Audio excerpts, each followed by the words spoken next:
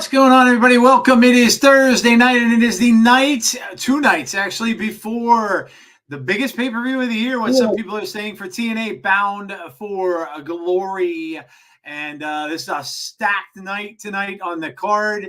And thanks for being patient. We had a little audio stuff going on. You know, it happens. Technical difficulties happen in computers all the time. So welcome in, and it's going to be an awesome weekend. Bound for Glory, of course, is Saturday. Unfortunately, I won't be able to see it live, but I certainly will be watching it as soon as I can. I have a big Halloween party I go to usually once a year, and it just happened to fall on the same damn day, which kind of sucks. But Jeff, what's going on, man? Big weekend for TNA. Yeah, huge weekend for TNA. Really looking forward to Bound for Glory and seeing what happens this weekend. Should be good. Absolutely, absolutely. We got a lot of stuff going on for tonight. I'm sure Jeff has a little preview of it here for you guys. Oh, yeah, always. And you'll see that pop up in a second. But we've got a lot of stuff going on to talk about tonight. The show will be starting in just a few minutes. So there you can see the preview up on the board. And all the matches we're going to get tonight: Josh Alexander, Jonathan Gresham, Wendy, Choo, and Jody Threat. That is for the number 20 entrant in the Battle Royal. The System against ABC, and the contract sign, the double contract signing, Jeff. The men's and the women's, both at the same time. Very interesting. Yeah, it should be very interesting indeed. Yeah, I still don't think this is going to go very well. Yeah, you kind of think they might both explode in there at the same time. Yeah, these typically don't go well. Yeah, contract signings never do, and now you got 4 people in there that may be just wanting to kill each other. So yeah, but there you go. Jonathan Gresham, Josh Alexander, should be an interesting match. Very good match between 2 very good technical wrestlers. The Call Your Shot Gauntlet Scramble match. Jeff, this gets more and more interesting. And you mentioned this on our last show. We know that Frankie now weaseled his way to be a referee in the main event. Now, what happens if this guy then wins this Call Your Shot Gauntlet match, which I think you said last week, and now he's the referee in the match and can end up just pinning someone out of the blue as the referee in the match? Yep.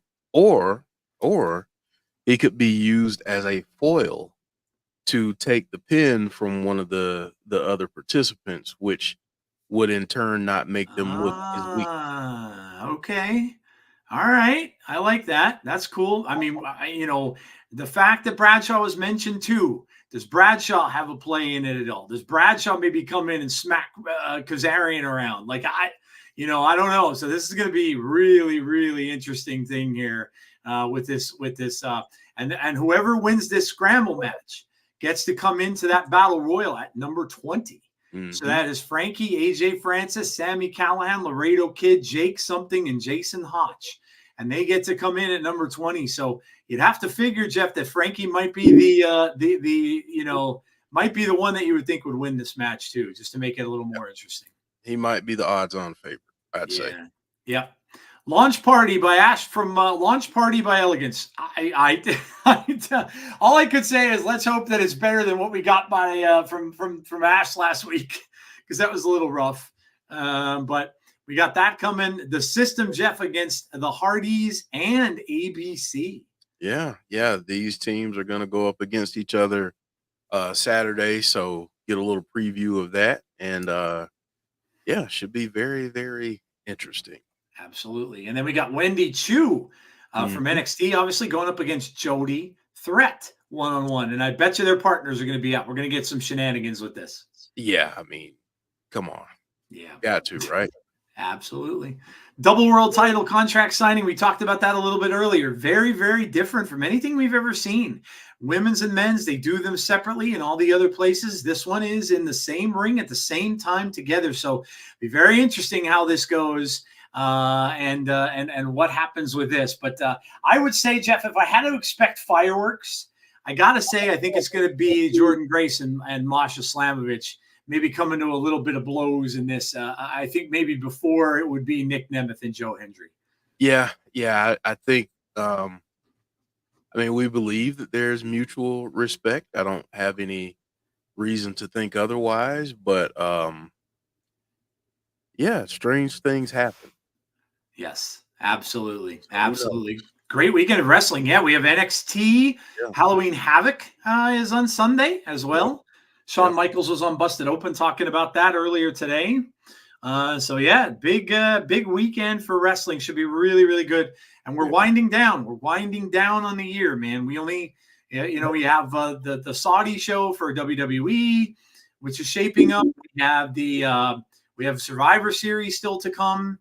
And so we're, slowly winding down on 2024 in wrestling. And before you know it, we're going to be doing our award show again. Yeah. So crazy how fast things have gone. And it's been a hell of a year for TNA. So feels like we just did the TIGs, Joe. It does. Yeah, it really does. It goes so fast. And just so much cool stuff going on. We got a Hall of Fame celebration during the show on Saturday as well. So just going to be just a great night of celebration for TNA in that Detroit area that they're going to be in. So going to be an awesome weekend of pro wrestling. Mentioning AB Jobson's mentioning the Dodgers Yankees tomorrow. Yeah, I got stake in that. My Dodgers against the Yankees for the first time since I was 12. Yeah, I was 12 years old when the last time was they played. MTV had just started as a channel the same year. So, yeah, it should be good. It should be a good one. I'm a little worried, though, about the Dodgers starting pitching. They don't kind of match up with what the Yankees have. But, I don't know. They seem to be clicking on all cylinders. So we'll see. Should be interesting. But we have football tonight, too. I think there's a football game tonight, yeah? Yep. Vikings and Rams, if I'm not mistaken. Okay, there you go. So probably going to kind of be a one-sided game there. Got one team that's really good, the other not so much. But I think they did get Puka Nacua back. Oh, the Rams did. So, yeah. James says, here we go. Yes, here we go. Indeed. There's Frankie Kazarian showing the referee's shirt. This happened at the end of the show last week. And we'll be doing some predictions throughout. So, yes. I've got the two Hall of Fame inductees up. I've had Bob Ryder, but now I've got a Rhino up there, and I'll bring Bob Ryder back up. So, yes, we will be doing our predictions for the matches tomorrow. I'm sure we will probably get more, as they always tend to do. So there will be some that we won't be able to talk about because they will do that to us. They always do. All right. Well, we are starting with a gauntlet match. And there's Sami Callihan, who we haven't seen in a little while. Of course, we're starting with this match, Joe. Of course, chaos. AJ Francis is already in the ring. Let me welcome some people in quickly. We got James Chadwick, Brandon. We have Damian, Andrew, Barry Monkey, Andrew Stevens, Brandon and Brandon. We have AB. We have Andrea, Melissa. We have John G, Clown, Jennifer Carter, Anthony Slate, member of the channel. Thank you for being a member, Anthony. We appreciate you. Damian, Ryan, John, Conrad is here. What's up, Conrad? How are you? Michael King, missed Callihan. Yeah, it's been a while. I think I got everybody. Oh, yeah. How about that one? Christy Hemme is apparently back in TNA. I did see that. She's going to be backstage, like interviewer, announcer, or something like that. I think she's head of marketing now. Wow. Okay. All right. That's cool. Very cool. Jake something in there with Laredo Kid, just kind of running him over. And here comes big old AJ Francis with a shot to the back. And we're just getting a whole bunch of people coming in. Sami Callihan takes a shot too. Big back body drop. And now Kazarian goes down too. AJ Francis taking over. Laredo Kid tries his luck. No good. All right, Joe, I got a question for you. Mm-hmm. In the chat. How much heat would AJ Francis get if he won the Call Your Shot Gauntlet? Oh, my God. And he cashed in at the end of the night and just picked the bones. Listen, that could happen, right? Because he and Joe Hendry have a big feud. So he wouldn't mind taking that away from Joe Hendry for sure. That's an interesting call. Yeah, that's another way to look at it. Sami Callihan now getting his beatdowns on here. What else was I? Oh, we'll let this go. We'll play this out and then we'll talk about food. We'll put the food thing up after this match because this match is going to be pretty good. Start time pushed up to 6:45 p.m. on Saturday. Oh man, wow, that's going to be a long show. Yep, 7 to 11, probably four plus hours. Damn. Hey y'all, I'm here in spirit doing a Dollar General run, but I will be back to the house soon. And yes, be on the lookout for me because I was there. All of these matches, they were filmed the night too. Nice. And we'll start Saturday at 6:15. There you go. So 6:15 start for the show on Saturday. Gia hosted the press conference. The heat would be hotter than a California heat wave. It's true. What about Sami winning this match and getting the 20th spot, then cashing in? I wouldn't mind that. Interesting. Very interesting. I think we're going to get something kind of funky in the main event. If just kind of thinking where things are, I think we'll get something a little funky. Yeah, it could possibly be. I'm almost certain that Bradshaw's going to be there. That something's going to come with that. I don't know exactly what he's going to do, but I'm almost certain he's going to probably be there. To get this out of the way, I was listening to ESPN radio, and one of the broadcasters said that if the World Series got to a Game 7, that means that not only all four of the major sports leagues, but college football and college basketball will be on at the same time next weekend. Wow. Interesting. Interesting. More heat than me and Mickey making. Of course, Derek coming in hot. Derek comes in hot. He's right on Triller BFG countdown now. Says 11:45 my time. Hotch in there now. Hotch with a nice kick to AJ Francis, who's starting to teeter. Starting to teeter here. He's teetering. Now they got him hoisted up. Jake something's got him. Gonna powerbomb him. Yes, he is. 3-man power bomb, and AJ Francis is down. That's one way to get the guy down. Yeah. I mean, teamwork makes the dream work. That is true. But look at Frankie sneaks right in for that cover. Poor choice of words, Joe, coming in. That's true. Yeah, it wasn't the best choice. Nashville is CST, so 5:15 for us.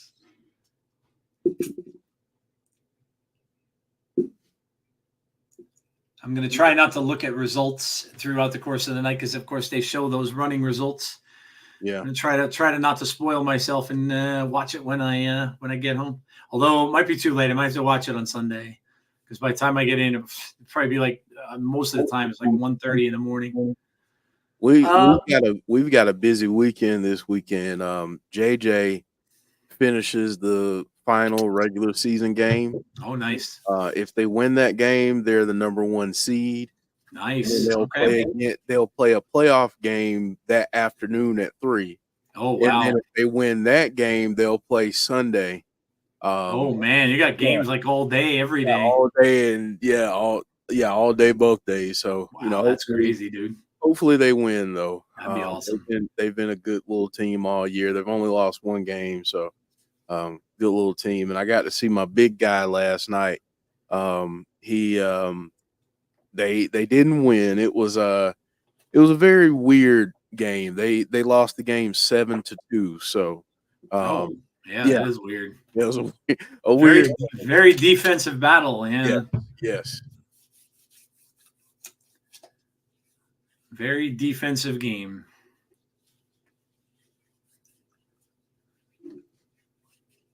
Big clothesline there from Jake something.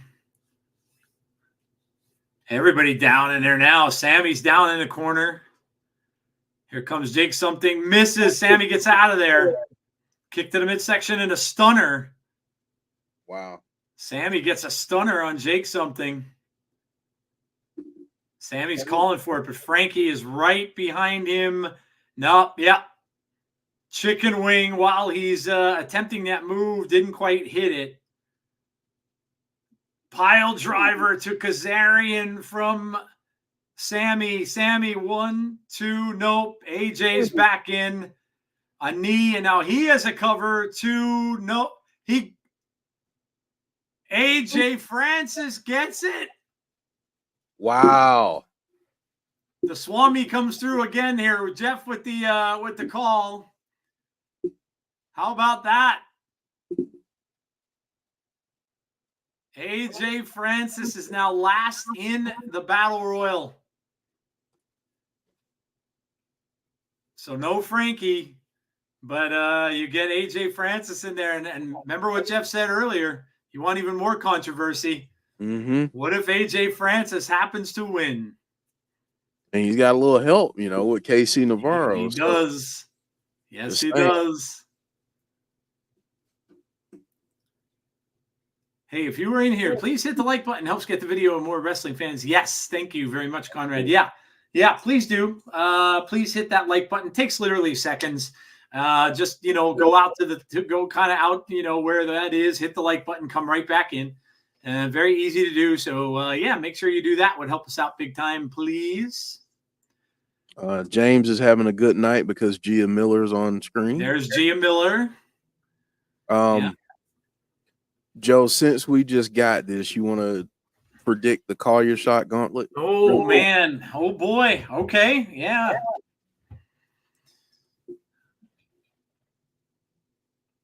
Jonathan Gresham talking here about his bad days have outnumbered his good days. I still think, even with all those guys in there, now the AJ Francis thing kind of threw a little rope into what I had going on, but I still, for some reason, think that now that Jeff put that out there, I think it's going to be either Frankie Kazarian or AJ Francis. Mm-hmm. I think they've got to be your they've got to be your favorites now, and I'm going with Kazarian. I think Kazarian's going to win it because it puts that out there where now he can challenge after those two guys get beat up. So whoever wins is going to have gone through hell. He's not going to help him either because he's the referee. So he can even make that work for him. So I'm going with Frankie, Jeff. Going with Frankie. I think I could see Frankie going in at number 1 and kind of going wire to wire. Okay. Then it's him and AJ Francis at the end because I think they want to make us fear a little bit of what can happen. Because I think the main event is so polarized, and I have no idea what the heck we're watching right now. This is some kind of new horror film. I don't know what this is. This is very weird. The Eye of the Salamander. Wow. Okay. All right. That's quality cinema right there. Mm-hmm. No, I think like I said earlier, I think we're going to get something kind of funky in the main event because it's so polarized. You have so many people that want Nic Nemeth to retain, i.e. Heather. And then you got Joe rooting for Joe Hendry. Of course. Saying, hey, it's time. Put the title on this guy. Let him take this thing to the moon. So I think that we're going to get something very weird. And I think whoever wins the Call Your Shot Gauntlet will cash in Saturday night. Sorry. And just for controversy's sake, give me AJ Francis. Okay. I mean, just think about everything that can happen there. Like I said, if Bradshaw plays a hand in it, and let's say he does something, and then somebody else does something, and then let's say he maybe helps Hendry win or helps Nick win, and then whoever wins that, and then you still got the other guy in the mix. Yeah, it's gonna be a weird night. It's gonna be a weird main event for sure. Yeah. I agree. Yeah, my pick is either Kaz or surprise winner. NXT in the Gauntlet. Yeah, there could be. We could get NXT people in that Gauntlet for sure. I'd be surprised if we didn't, to be honest. Yeah. Frankie Kazarian for this match, says Damien. Look, I know Joe Hendry has this in the bag. I don't either. like I've been going back and forth on this. I don't think it's a guarantee that he's going to win a title before he leaves there. Honest. I mean, just being honest, I don't know that happens. I mean, unless they work it into some kind of story with NXT at some point, maybe. But I think, as tough as this is for me to say, I think Nic Nemeth would retain before Joe Hendry wins it at this point, if that's what they're going to do. I could be wrong, and I would love to be wrong in this case because I kind of want to see Joe Hendry win it. But yeah, I don't know. It's kind of a toss-up, and I think this is where they want us. I think they want us in this spot where it's like we have no idea what's going to happen because that just makes it fun. Yeah, and you have two faces wrestling, so that's always a little different. But I mean, yeah, look, you could be right. I mean, look, we don't know. They did say that Kazarian or that Hendry signed till December, but we don't know. We don't know what the conditions are, and just like Jordynne Grace, and we'll get to that match later. You know, I'm kind of thinking, and I know Jeff said this last week that she could lose. And that is more than likely because they know maybe she's leaving. The same could be the same thing for Joe, because they know Joe might be headed out the door too. So, and not that it's animosity or anything, but I don't know, maybe they just want to get going with the future and start to invest in some of the people that they're going to have after next year and beyond. So I don't know. It is kind of crazy to try to put this all into words and think about it all. No matter who it is or what promotion, I honestly feel like the matches have the most shenanigans are the ones with the special guest referee. Oh, for sure. Yeah. I'm going to win the Gauntlet. Just kidding, says Brandon. Hey, that's gimmick infringement. I won the Gauntlet a couple of years ago. That is true. I got the picture to prove it. That is true. Frankie for the win, says AB. If Hendry is going, they have to be careful not to build him too big as you leave a massive hole. Yeah, I mean, that's true. Yeah. That's true. Yeah. All right, so we need to talk about food really quickly while we're getting this break. So, yeah, shout it out in the chat. What did you eat good? What did you have for dinner, lunch, breakfast? It doesn't matter. We just want to get people paying attention and hungry. So, yeah, let us know in chat what good do you have to eat today. You never know who stays. Maybe plans won't be in place until later. Congratulations to the wrestlers making moves, says Conrad. Yeah. TNA does love the shenanigans. Cadoba for me tonight, says Derek. Who is this? Oh, this is Mike Santana. Mike Santana, yep. Steak and Steakhouse seasoned green beans homemade. That sounds good. I haven't had a good steak in a while, man. I should cook that up. Jeff, I found a recipe. You know what I miss most about my with my stomach surgery? You know what I miss most is I miss pizza. I miss pizza the most because I can't have it because of the bread, because the bread has so much sugar, and then you get sugar in the sauce and stuff like that, and I don't do well digesting a bunch of sugar at once. So I found a recipe for ground chicken crust pizza. Oh, yeah. So you ground up the chicken, put a little bit of mozzarella and ricotta cheese, and you flatten it on the pan. You bake it. And then you bring it out. Then you put the sauce and the mozzarella on top of it. I'm like, okay, that sounds good to me. I can dig that. You think you could tolerate cauliflower crust? I probably could, yeah, because I don't think that doesn't have a bunch of sugar in it. Right. So yeah, I probably could. Yeah. And plus, Joe, if you can, that puts you back in the ball game at Blaze because they do cauliflower. That's crust. Right, they do. They made that for my mom. I know once she went down there because she's gluten free. So yeah, that's true. That is true. Here's my winning the call your shot gauntlet. There it is. Jeff's trophy from the call your shot gauntlet last year. There it is. That's awesome. That's awesome. But yeah, what is this? Oh, this is our Elegance thing we got here. What the hell have we got going on here? We got all kinds of, we got bowl looks like champagne bowls and a bunch of wine bottles here. And here they come. Ash by Elegance and the Iceman are making their appearance. Sorry, Joe. Got to say, when I hear Blaze Pizza Blood Orange Lemonade, oh, yeah, I know. I've had that before there. Yeah, it's so good. Yeah, I've had it. It's amazing. Blaze is so good, man. I should get myself a steak though. You know, I live right by a I live right like not maybe 5 minutes from a Ruby Tuesdays. Oh, okay. And so they usually have pretty good steak. So I can get something from there. I could just get a good one and just throw it on the grill before it gets too cold. But yeah, I haven't had steak in a while, and there's nothing wrong with that. I could definitely eat steak. What in the heck are they doing? They're going to present their masterpiece. Oh, God. I don't know what this is. I don't know what. Oh, yeah. It's going to be, right? Yeah. Did you hear about McDonald's? No, I did not. Fresh lemon juice. Try cauliflower pizza. Chicken and rice from Halal Truck for lunch was pretty darn good. Eggo's turkey sausage and a cup of orange juice for breakfast. You have that breakfast a lot, Andrea. I'm pretty sure I read that a lot from you. It's a lot of the same thing. I used to eat those too, though. Fresh haddock fillets with roasted Brussels sprouts. Barbecue chicken bites with rice and major melon flavored Mountain Dew. Damn. Channeling my inner Dom and some chicken tendies. Honey barbecue chicken bites and rice. 16-ounce steak and sweet potato. Popcorn chicken, waffle fries, and an energy drink. Jacket potatoes with lots of butter and cheese with beans. Steak and steakhouse seasoned green beans homemade. Wow. Holy, does she look different? Damn, dude. Good. Heather Reckless is a is now an Ash clone.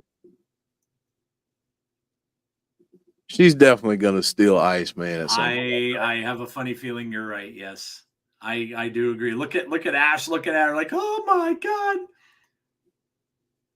What happened at McDonald's now? You left me hanging. James.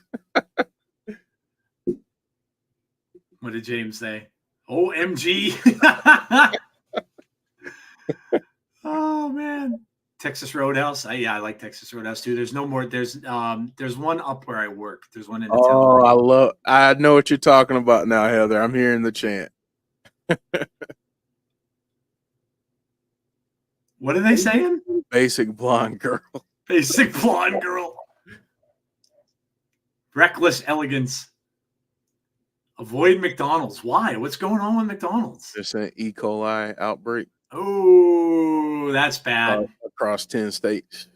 That's bad. I'm glad I haven't been eating fast food.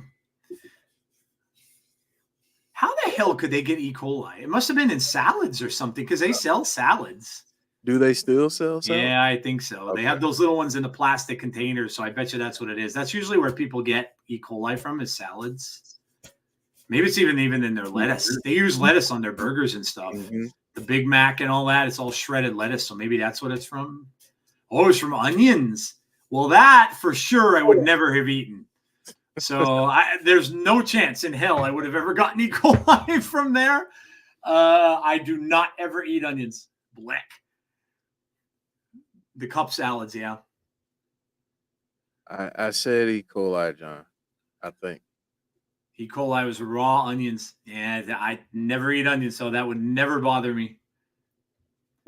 Zaya Brookside says a fabulous launch party. Who's getting splashed with that big bowl of champagne, Jeff? Somebody. I gotta say that it's gonna be Ash. I have a feeling that it's gonna be Ash. Yeah. Ooh, watch Iceman push like Heather out of the way, and then Ash gets decked with the oh man, somebody's getting it.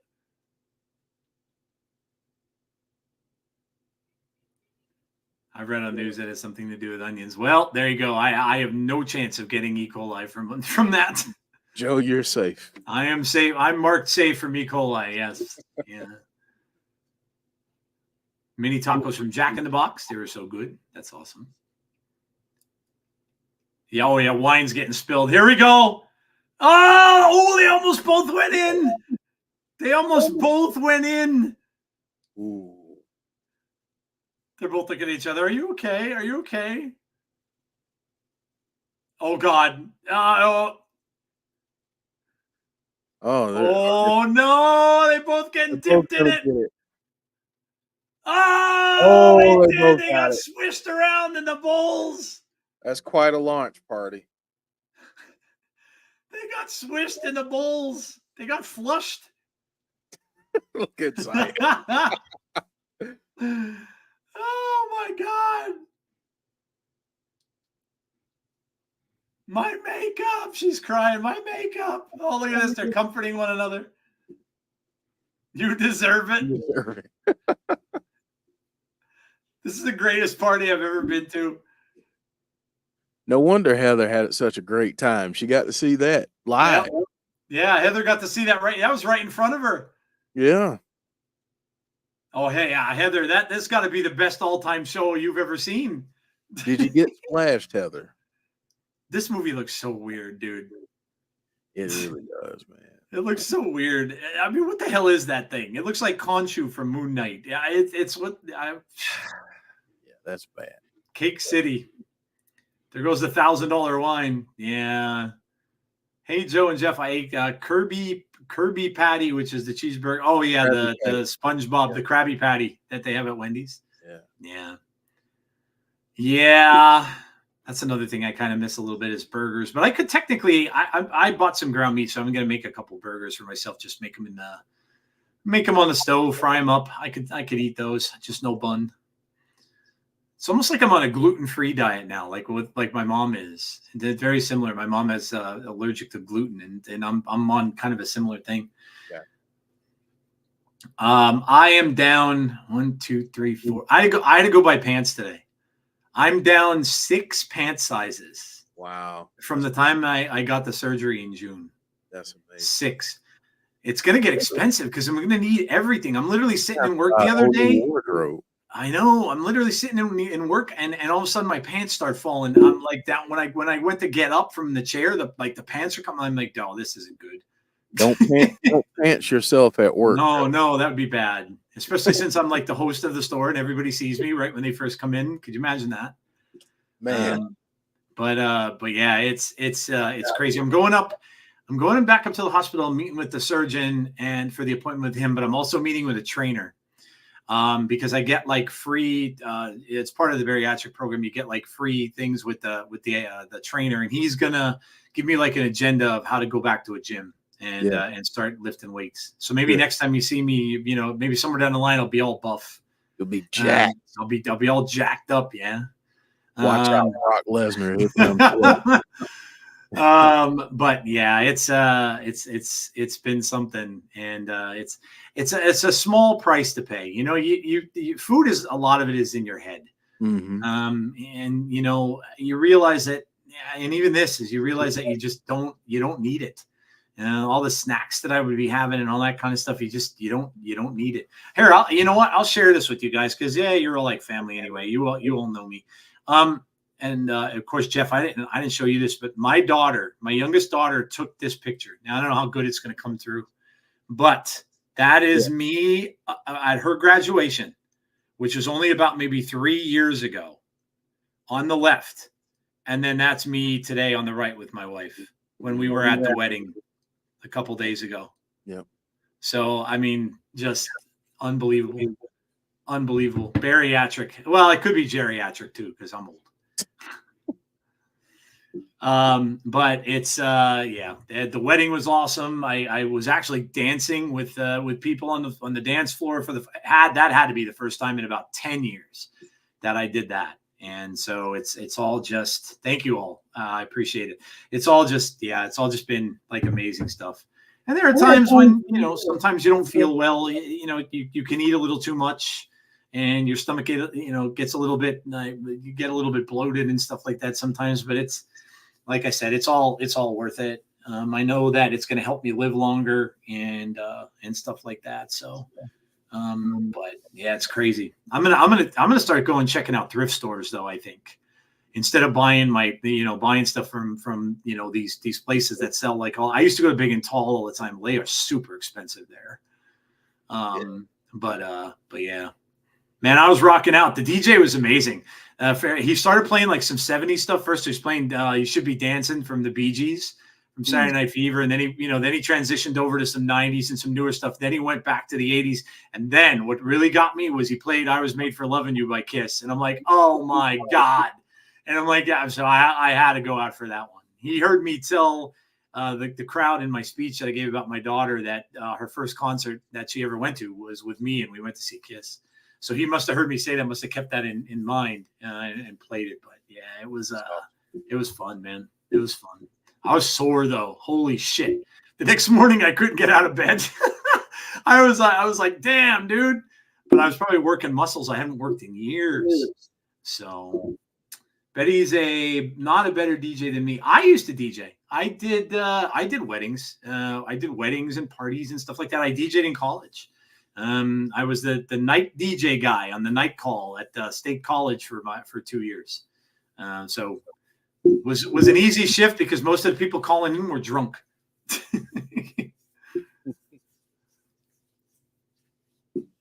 Oh yeah, young people. Who's Kiss? I don't know, man. They're gonna live forever. They're setting themselves up for that new thing now, where they're going to be like, they have avatars that are going to be performing concerts like ABBA did, and they even have a venue that a venue is being built for this, built in Las Vegas. They're not going to ever leave. It's going to be the same place all the time, and the venue is being built for them, and they're working with Lucasfilm. So it's going to be. I'm going to have to get my ass to Vegas at some point. It's probably be sold out for like 5 years, but I'm going to have to get down there. You have to get there. I want to see that sphere thing too. That looks awesome. Walking wiener, says James Chadwick.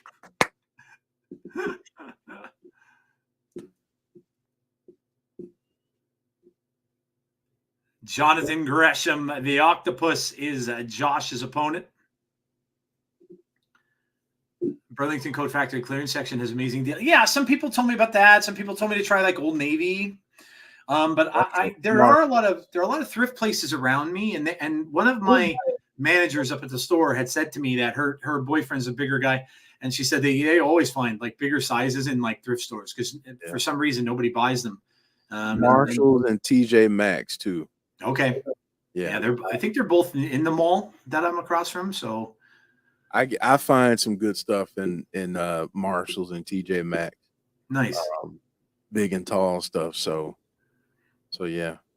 I already told my mom, my sister, everybody who's going to be getting me Christmas gifts this year. I said, just get me all gift cards because I'm gonna need all new clothes. So, but it's cool. Some of the shirts I couldn't wear before are like fitting me now, and things like that. So yeah, it's been awesome. A lot more energy than I used to have. Andrew Stevens very sneakily might have comment of the night.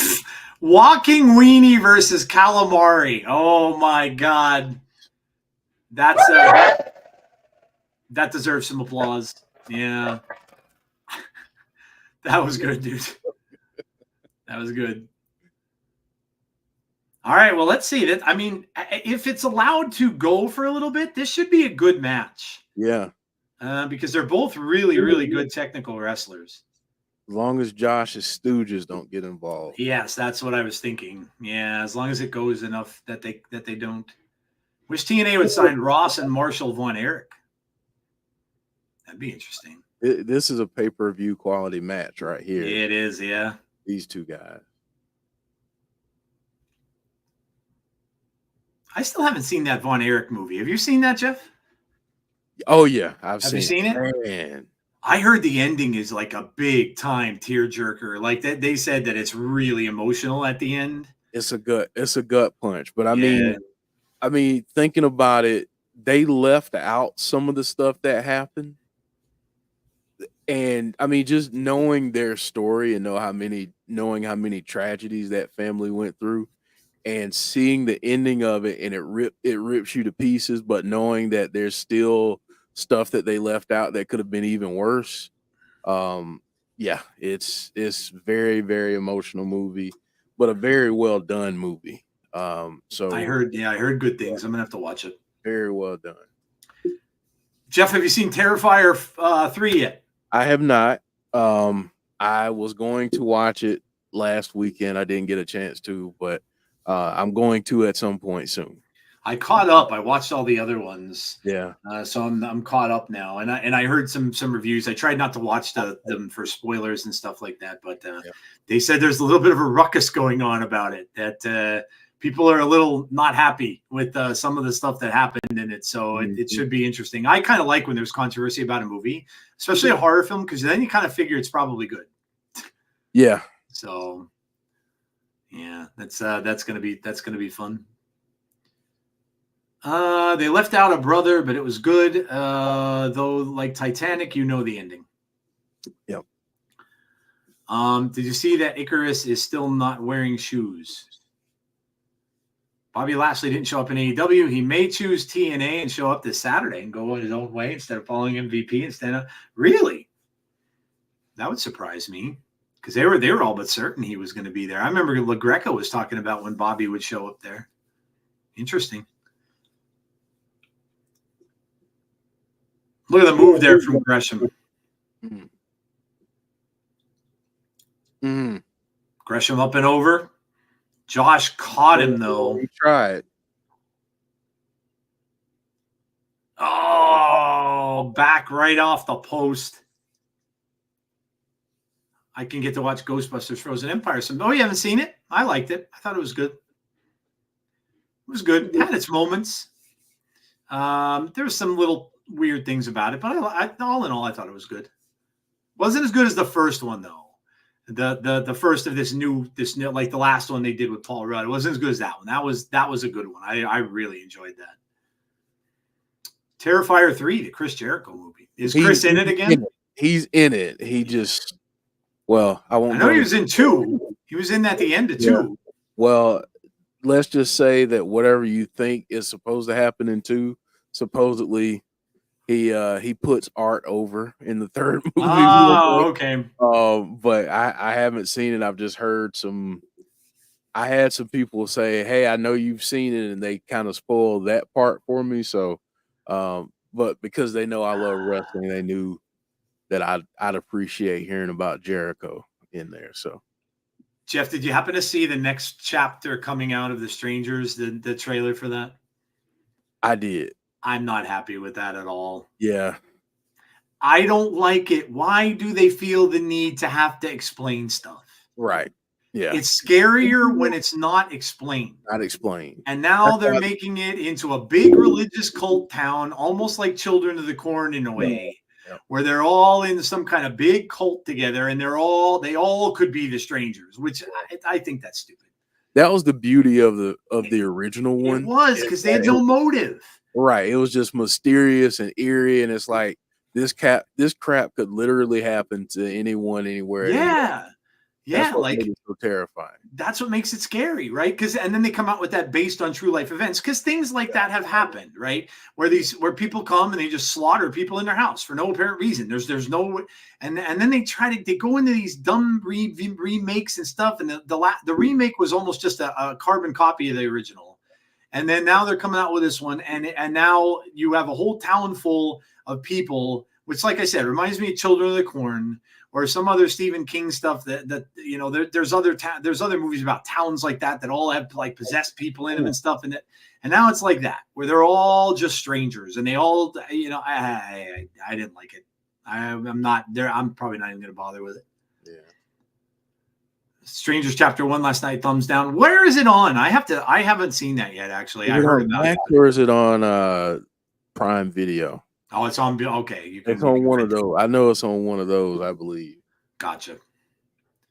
It is Halloween season. I haven't really watched a lot of spooky movies lately. I usually am always watching AMC's all those Fear Fest things and everything. I haven't really watched many of them this year. I finally watched In a Violent Nature. Now, what did you think? Being honest, because people will tell me. Now, I liked it, but I think I only liked it because I pictured it as Jason. That's exactly, yeah. And then I thought to myself, well, okay, this is kind of cool because I get to see the perspective from him. So it'd be neat if you saw Jason walking around. But other people that watched it said, oh my God, it is too much walking. It's too much boring. There's not stuff going on. But I think I enjoyed it because I'm such a big Friday the 13th fan. Yeah, I think if you're looking at it from that standpoint, it's enjoyable because it gives you Jason's perspective. Yes. Yeah. For me, it was a lot of walking, a lot of leaf crunching. Yeah. I will say this sound design on it was amazing. Yeah. Whoever did the sound design on that movie, absolutely tremendous. But I mean, it was okay. It wasn't my favorite. But I'm interested to see what they do next because they left it open ended. Yeah, they're supposed to be doing a sequel. Yeah, so Yeah. I mean, we'll see. Do you know what? My favorite thing was that kill scene. Holy God. The yoga one? Oh my gosh. That was insane, dude. That was insane. I've never seen anything like that. And then and then the thing that really boggled my mind was the ending. That just was so weird because I kept expecting like a normal horror trope ending where maybe he jumps out of the woods when they're driving the truck. There was nothing. There was nothing. They didn't show him. There was nothing at all. Like it just stopped. And I'm like, yeah, it was so weird. But yeah, I'm like you. I'm interested to see what they do with the second one. I kind of hope they do. But that was very much Jason. Like Jason coming out of the ground. You know, the whole thing with the mom's pendant and all that. That was just like them doing a Jason movie without being able to call it that. Yeah. So Gresham is going off the ropes here. He's going to try a dive out on the floor. Josh didn't go down. This is a banger. It's been really good. And there's the goons there. He better watch himself. Gets back into the ring. Gresham trying to call on the crowd here. Do you think the Saudi show will go on, the Middle East unrest? They've had shows there in the past when they've had all kind of problems. So yes, I do. Yes, I do. The one cool kill with the hooks. Oh my God. Yeah. Yes. Great. Yes. That was one of the coolest kills I think I've seen in slasher films. Yes, that was crazy. Moonsault from Gresham out. Now, Joe, since you've watched the Terrifier films, what was the I know which one stood out the most. Oh Lord, man. I saw you, Heather. Which one was the worst in your opinion? I think I know the answer, but the bedroom scene or bedroom scene, hands down. Okay. Hands down. And only because all seemed like nothing, right? The hacksaw was bad too, because I've never seen anything like that. Right. Even in Texas Chainsaw Massacre films, I've never seen anything like that. But the bedroom one was just because of how long that damn thing went on. Yeah. And it was torturous. Yeah. And then what got me even more, now you could have just stopped it right there, but then when the mother comes home and the mother goes up and walks in that room and sees that, it's like, dear God, like just stop. Like it's just torturous. So yeah, that was awful, man. That was awful. They really pushed the buttons in that film. They really did. Yeah. They really did. And all that, Jeff, because she didn't give him candy. Yep. All that because she didn't. He might have left. He might have walked away. And all that because she didn't give him candy. Yeah. Question to you both. Note just started to get his legs out and no ways to go. We all know there's a working relationship going on between NXT and TNA, but now that Scott D'Amore started Maple Leaf Wrestling again, do you see potential working relationship between Maple Leaf Pro Wrestling and TNA? No. And I'm talking long term. No, I don't think so, Mark. I don't think so. I think there are some burned bridges. Yes, there are. Unfortunately, and I don't think that'll be solved. Yeah, I don't think so either. I don't think Scott D'Amore would want to do it personally. No. I don't think Scott D'Amore would want to do it. And you know, it's kind of all the people that he's getting. It's kind of like a little bit of a middle finger to TNA in a way, because he's getting a lot of the people that were in TNA. Maybe not anymore, but and some that still are. So yeah, no, I don't think there'll ever be any kind of working relationship with those two. Crystal Lake's supposed to come out on Peacock. Yeah, supposedly they got a new director. They fired the guy that did Hannibal, and they're supposed to be filming it soon, like now maybe even. So it's still on. They got a different showrunner. The showrunner didn't like how the director from Hannibal is focusing all too much on Jason's mom. but they were focusing on Pamela way more than Jason, and he didn't like that. So, or Peacock didn't like that. So they're gonna redo it. It's gonna be they call it a pre-requel. So it's gonna be a little bit of older elements, but then it's gonna have a modern day Jason as well. So fantasy booking question for you: who wins, the Foundation versus the System? That's for you, Jeff. I just put mine down there. Okay, nice. The Foundation. I think they chip away at the weaknesses of the system. Josh Alexander just took his headgear and cracked Gresham in the head with it, and now the C4 spike, and it is going to be over. Yes, I have watched all the Terrifiers. I'm caught up now, except for the new one. I watched All Hallows Eve. I watched Terrifier and Terrifier 2. Alice is supposed to be back for at least the first season between 1 and 2. Yeah, she was rumored to be in the film, but I don't know that that's still true. She said so on her Twitter page, but I don't know if that's still true. And I don't, not only that, but she's a little bit old now to be playing that role. She was supposed to play something else. So I don't know if they're going to still have now they're beating him down. They're beating him down. Oh, look out. There's Macklin. We kind of figured he'd be in. So now it looks as if Macklin is going to, but now it's still too many. Still now it's a 3-on-1 against Macklin. Gresham's still down. Do they get another person out here maybe to help? Now Josh has the chair. It cracks right to the midsection of Macklin with the chair. And now over the back. Gresham's out on the floor. Macklin's down.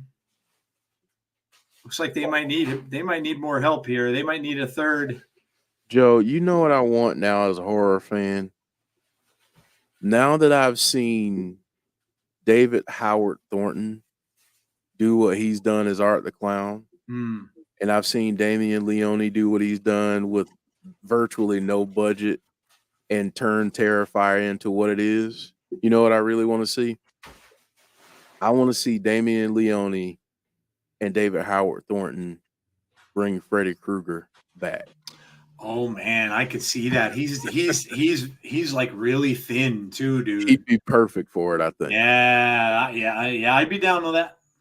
Robert Englund said that he is done. He won't do anymore. He's too old. Yeah. And so they would need to do something with that franchise instead of just letting it sit there because it's too popular of a franchise to just let go. Yeah. Yeah, I agree. Macklin is now zip tied again. Oh man, dude. It just continually gets beat up by these guys. Walking Dead has Saints and Sinners, I believe. I just watched the new season of I kind of forgot it was on the new season of the Daryl Dixon show. That's actually really good. It's a different set, it's a different scenery. They're overseas, it's in France, like completely different stuff. I actually like it. I'm enjoying it. I think it's good. Oh, here we go. Okay. They got some help there. All right. Conrad's boys in there. And Frankie, Sami Callihan is in there too. So now they're finally starting to gather some troops here to help them fight back a little bit. Macklin's kryptonite is zip ties. Yeah, poor Macklin's been zip tied, I think, the last, 3 weeks? Hoping there's more Hell House movies. Freddy versus Jason is good. I enjoyed Freddy versus Jason. It wasn't my favorite Jason film, but I enjoyed it. Yeah, it was good. All right, Joe. So let's get a couple of these. All right. We have the Knockouts Tag Team Championship. Let us know in the chat who you got. It's Spitfire going up against Rosemary and Wendy Choo. Well, let me just tell you this. I have a heart favorite who I want to win, and then a pick of who I think will win. and unfortunately, they're not the same. I think Spitfire retains. I don't see them losing that quickly after they just won the titles. The only way that I see it going differently is if someone else shows up for Rosemary and Wendy Choo, like possibly Havoc or maybe somebody else, but that's the only way I see them winning. I would like them to win, but I just don't think they will. I think Spitfire is going to retain here. Now, Joe Tazzy has given me his picks as well. Oh, okay, nice. So I'm gonna go through a couple of his. So for this one, he's picking Wendy Choo and Rosemary. Damn, okay. Yeah, Wendy Choo and Rosemary. And you know what, Joe? I'm gonna go there just for you. Nice. Okay. Just because I don't want Spitfire to lose it, because I don't want it to be, a title hot potato. But yeah. But I kind of feel like it makes sense in some ways. So give me Wendy Choo and Rosemary. All right, I'll take that result if that does indeed happen. Look, it's they kind of are hot potatoing that belt anyway, so maybe that's just going to be a thing. True. So kind of like the WWE is doing with the title that Jey Uso just lost. That's getting hot potatoed a little bit too. Yeah. So yeah, Joe, we got this one, and I just wanted to point this out. I know you were about to read something, but no, it's all good. This match is actually presented by that wonderful piece of cinema. Oh, good Lord. Let's hope the match is better than that looks. Yeah. I mean, these matches are always fun, and we're going to get James is going to love this one, because I think we're going to get blood. I think we're going to get all kind of weapons. Maybe PCO finally brings the kitchen sink that we asked him to. I don't know, but I feel really bad for Matt Cardona, because I think he's going to be in very bad shape by the end of the night, I think. So I'm going with PCO. Tazzy is also going with PCO. And you know what? Clean sweep. I'm going to go with PCO, because Matt Cardona, his mouth is writing a check that his behind can't cash. So yes, it is. I am going to go with PCO, because listen, it's just a match made for PCO, and it's being presented by this movie that we keep seeing a trailer for. Yeah, it's it looks like a movie that PCO could show up in and be the villain. So yes. I'm just gonna go with PCO. I can't even imagine what that even reminds me of. Like the bony thing reminds me of like an old Harryhausen movie, like Clash of the Titans, with the special effects back then that they had. But I can't even say that, because that's such a classic film. I don't even know. I don't even know where these movies come from that they advertise on here. I really don't. Cardona, because Steph helps, and we got played by them both. See, that's top shelf thinking. That's 3D. That's 3-dimensional thinking, James. That's 3-dimensional booking right there. That's what that is. Cardona's the deathmatch king. He got the win. A lot of people picking Cardona. Okay. All right. PCO wins. Steph DeLander kicks Cardona to the curb. SDL is recovering from neck surgery. Don't think she's cleared. Yeah, no, I don't even know if she'll be there, because I don't know if she's going to be around at all. But who knows? All right. What do we got next? We can do another one on the break. Yeah, let's keep going here. Okay. This one, oh man.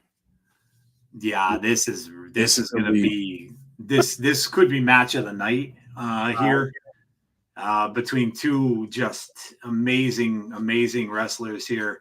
I don't know, man. I would say that Mike Bailey would retain, because Vikingo isn't going to probably stick around, but I don't know. I don't know. Or is he? We never know with this kind of thing, where they can stick around for a month or so. It is coming up on the end of the year.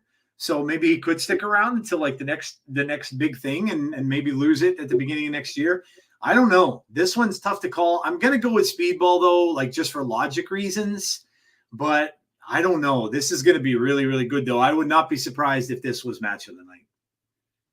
Yeah, I wouldn't either. Let's see. Tazzy has Speedball retaining. I think I'm going to go the same. I think Speedball retains. I think we're going to start to see a little more.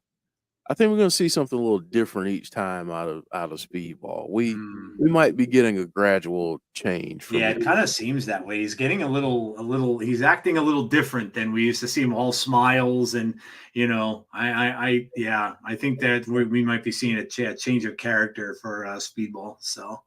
Going to play it safe and go with Speedball. Speedball retains. Match of the year contender. I can't disagree with that. On paper, I would absolutely agree that it could be the match of the year contender. Okay. All right.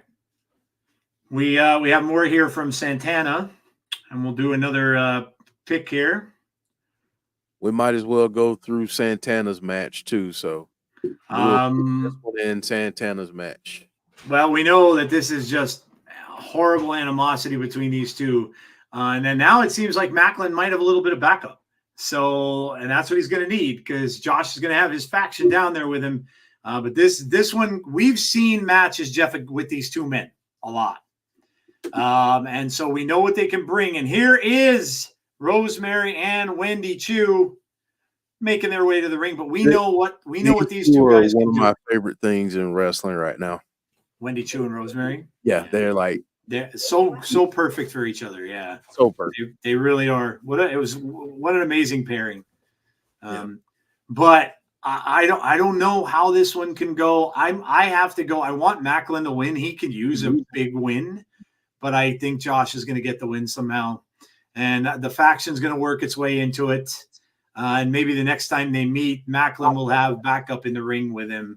But I just have a funny feeling that Josh is going to get the win here. Don't underestimate the power of help. Yeah. Yep. I think Josh has created enough enemies. He definitely has. That Macklin might get some more help like he just had. And I'm going to go with Steve Macklin here, I think. I think he will pick up the win. I think he needs it. He does. He needs the momentum, and I think he'll pick up the win. Good point. I mean, it could be the time where maybe Josh puts over Macklin a little bit. Maybe that's one of the things that they're going to do. Okay. Spooky Choo is money. Spooky Choo. Leon Slater should be the one to beat Speedball, build a new star. I still say TNA finds a way to poach Wendy, LOL. Conrad says, Macklin, I'm picking Speedball because I agree Vikingo is not on the roster. And now we've got Moose and Santana. Boy, this is going to be a blood feud here. Oh, and Tazzy's picking Josh in the previous match. Okay. Moose and Santana, man, this is in this one, I always have to think in the back of my mind the system's going to get involved. And Mike Santana as kind of a lone wolf out there is going to have a hard time, getting rid of the rest of the people that are going to try to help him lose.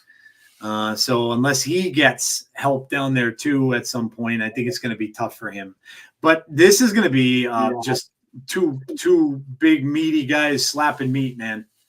This is gonna be two heavyweights going at it, and both of them hate one another. So I think it's gonna be a good match. But I'm gonna go with Moose. I'm gonna go with Moose here. Yeah. You know what, Joe?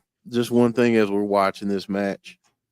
Not only do I wish I had Jody Threat's talent, but I wish I had her abs too. Right. Grief, man. Like, you're talking about ironing a shirt or pants on abs. There you go. Yeah. Moose is dangerous by himself, but when you give him help, that's even more dangerous. Yep. And unless Santana has something up his sleeve, I just don't see how he can overcome the numbers game. So I think I might go Moose with this one. But would not shock me if Santana won because he's another person I think down the road, maybe in 6 months or so, we could be talking about in the world title picture. So give me Moose, but would not shock me if Santana was able to win this one. Yeah. Time for Wendy Choo. Do we finally get Mei Ying as Wendy Choo's Mei Ying, Wendy Choo's alter ego? Santana, but it's hard to bet against Moose. Santana tames Moose. Santana. A lot of people picking Santana. Okay. All right. What happened to Xia Li, man? We got that debut of Xia Li, and then that was it. Yeah. I don't know what happened to her. Hope she didn't get hurt or something like that, because we haven't really heard anything from her since, unless they're just going to wait till after Bound for Glory to go forward with that, which that could be. That could be. She doesn't really have an opponent or anything yet laid out, so that might be what they're saving it for. Yeah. Tazzy's going with Moose in that one, so okay. All right. So we'll have some more picks in a little. Yep, we got 3 more matches that we of course know of. When I'm sure there'll be like 3 more added. Yeah, something will get added at some point. But. Yeah, they always do.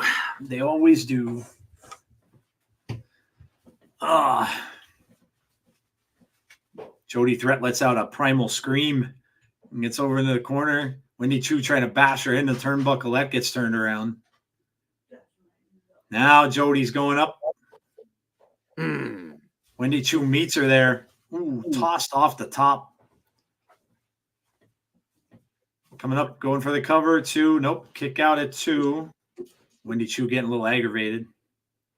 To Heather's point, though, Joe, it wouldn't surprise me if some of the folks in NXT that don't get a lot of TV time ended up going to TNA.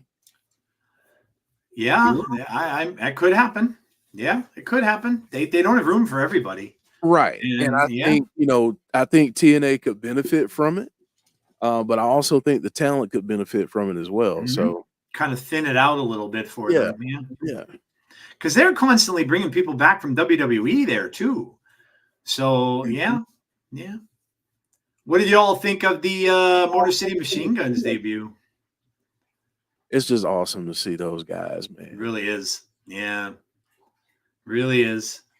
Even though they've only had 1 match, the tag division feels more important. Already. Yeah. I mean, they're that good that they can make that happen. Santana wins because JDC accidentally costs Moose the match, which starts the beginning of the end of JDC in the system, which Jeff predicted a long time ago. Great point. Yep. Good one. If I was to predict the TNA now formerly working with AAA, I could see coming in to tag with Santana new LAX. See, that would be so dope. I would love that. If you had a LAX and system feud going into Hard to Kill. Yeah. Oh, man. Yeah, that'd be awesome. Book it, Barry. Somebody give Barry Monkey the pencil.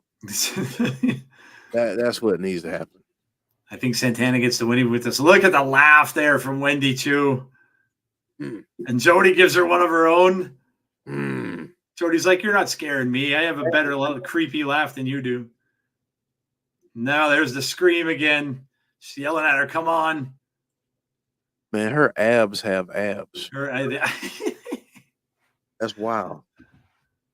Rosemary is trying to coax Wendy Choo back up, but no, she's in a lot of trouble.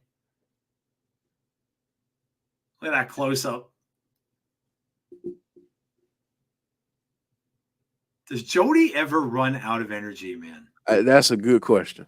Holy. 1, 2, no. Kick out at 2. MCMG debut wasn't perfect, but still a lot of fun. Tag team triple threats are always difficult. And I think the other thing to remember with that is they haven't worked with these teams in WWE very much. True.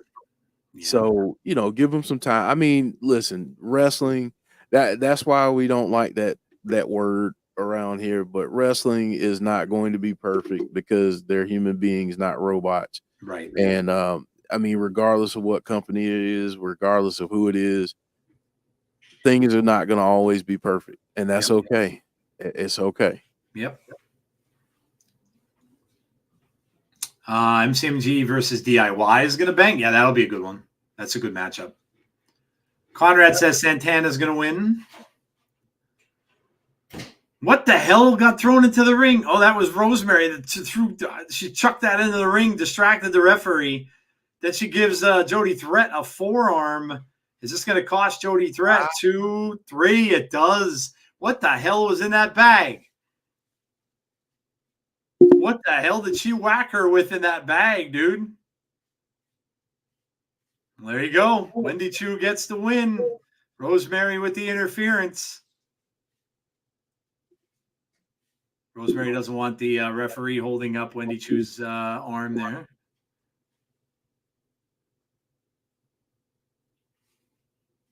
Speaking of the system, there they are. There they go. There they are.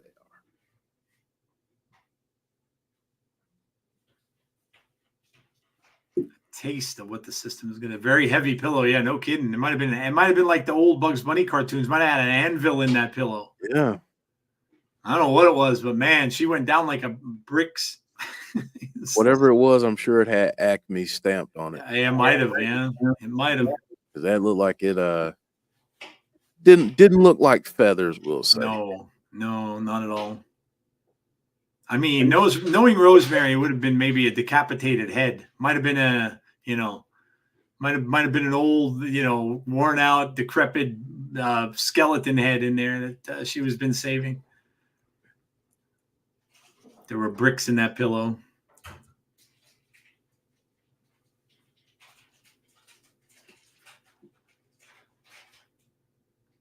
Tell Santana that he's still in the streets.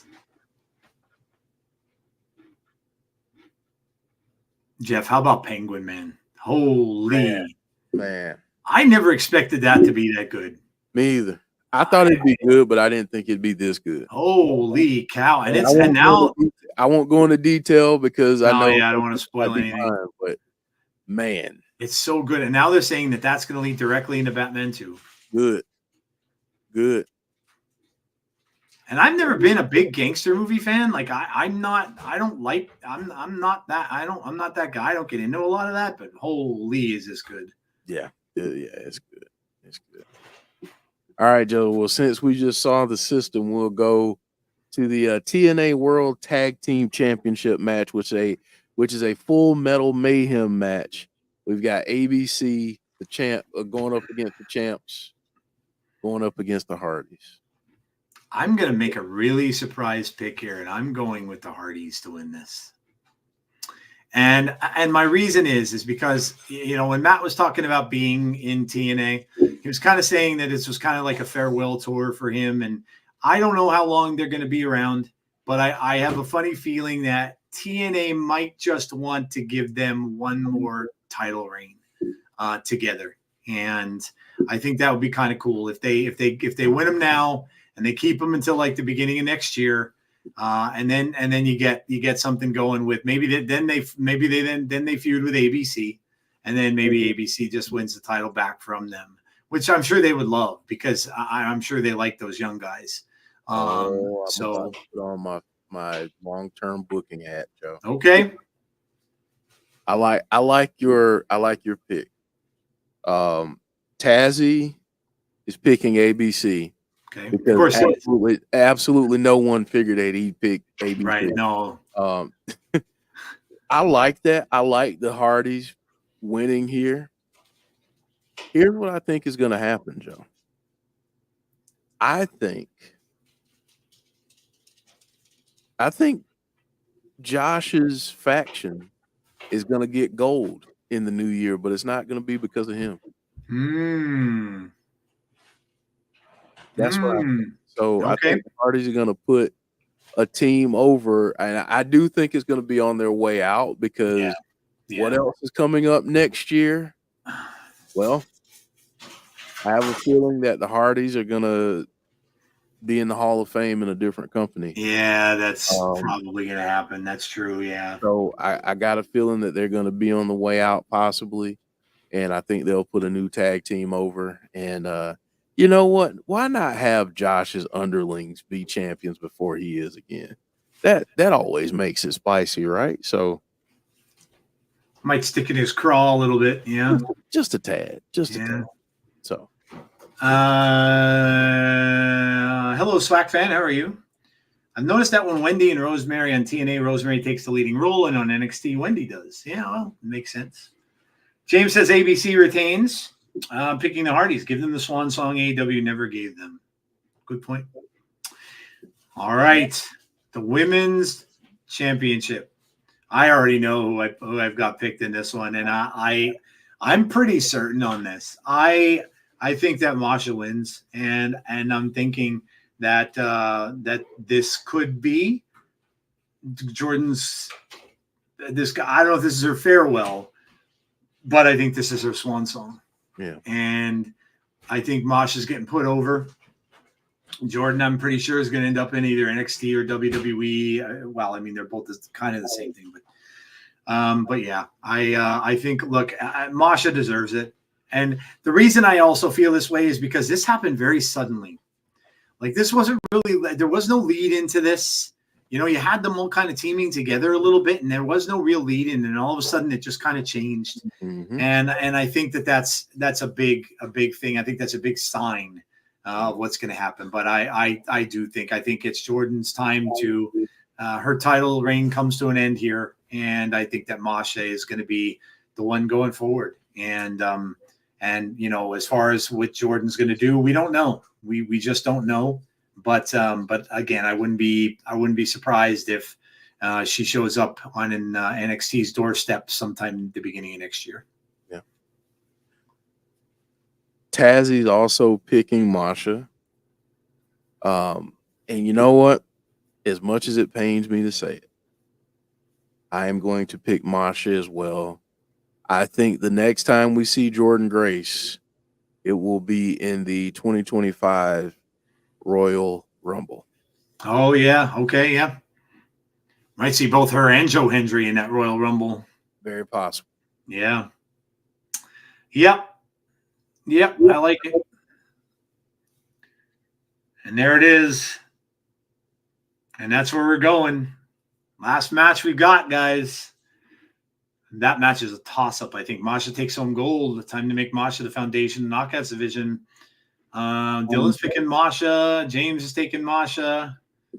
Time to pull the trigger on Masha. She has earned it. All right, well, we're at the title match, guys. Who do you got here? This is so up in the air right now. I honestly don't know who to pick in this, because you can make a case that this goes so many different directions. Yep. We talked about the Frankie thing. We talked about that factor. We talked about Bradshaw being a factor. You know, this could go any number of ways. And like Jeff said earlier, they're doing that on purpose because they don't want us to know who's ultimately going to win. And it really could be any of those scenarios. I could pick with my heart, or I could pick with my head. I believe, though, that somehow, some way, Joe Hendry comes out with a win. I believe that because, again, yes, his contract doesn't end until next December, so they have all year they could give him the title, and maybe they will go that route, and they'll wait, and they'll give him the title for a couple of months or something before he ends up leaving, and maybe that could be the way they go. But I don't know. I just think I've been saying this, though, for months, so I could be wrong. But I just think you have to, as a company of TNA, and it doesn't matter whether you think he's going to leave or not, you have to capitalize on momentum. And I think they need to capitalize on his momentum before he leaves, just for the fact that they're going to attract fans that are going to come in and try to watch him defend that title. So I'm going with Joe Hendry here. Yeah, I think this match has an opportunity to be overbooked.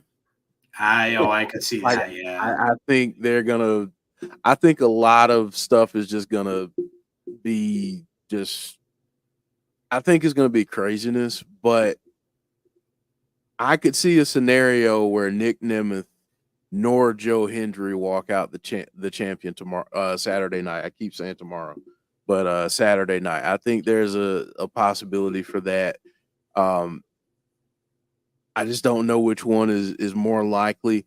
I'm gonna say that Nic Nemeth retains. Not necessarily because I think that's what's going to happen, but I just think I have too many other thoughts in my mind right now about possibilities, and I'll just go with what I think is pretty safe at the moment. So, okay.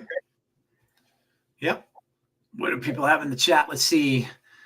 Joe Hendry says Damian. Nick says Brandon. Dylan says Joe. Chris says Joe. New countdown match just announced. Whoa, brother, already? What is it? What is it, James? Masha wins knockout championship. I'm going with Joe to win the TNA championship. What's the match, James? Let us know. Okay, I'm back. I had to pop into another channel. I'm mad for Moose and the little old lady. All right, mod for. Sorry, I thought I read mad. BFG is stacked. A SWAC fan says Joe Hendry. I was going to pick Joe Hendry, but now I am not so sure. I'm going to pick Nick to win. Ash and Heather versus Zaya and okay. Yeah, that kind of figures. That came from what happened tonight. Yeah. Maybe it'll be a champagne pool match like Chris Jericho had. A little bit of the bubbly. The bubbly. ABC is in the ring. And I'm showing off this graphic because I did this. I actually really like how this turned out. So. Yeah, it's really nice. Got the water there and stuff like that, and the shadow. Yeah, it's really cool, dude. Conrad saying Kaz, LOL. See, that's where I really want to go, Conrad. I should have gone there because at least we don't have eyebrows or facial hair on the line. So, if we had eyebrows or facial hair on the line, I have to go with the safe pick, but that's probably what will happen, honestly. And I could see him losing it at Hard to Kill. Joe Hendry turned heel. Will Joe Hendry turn heel? I mean, you can never say never in wrestling, but I don't think so. If they want to capitalize on the whole crowd thing, I don't think so.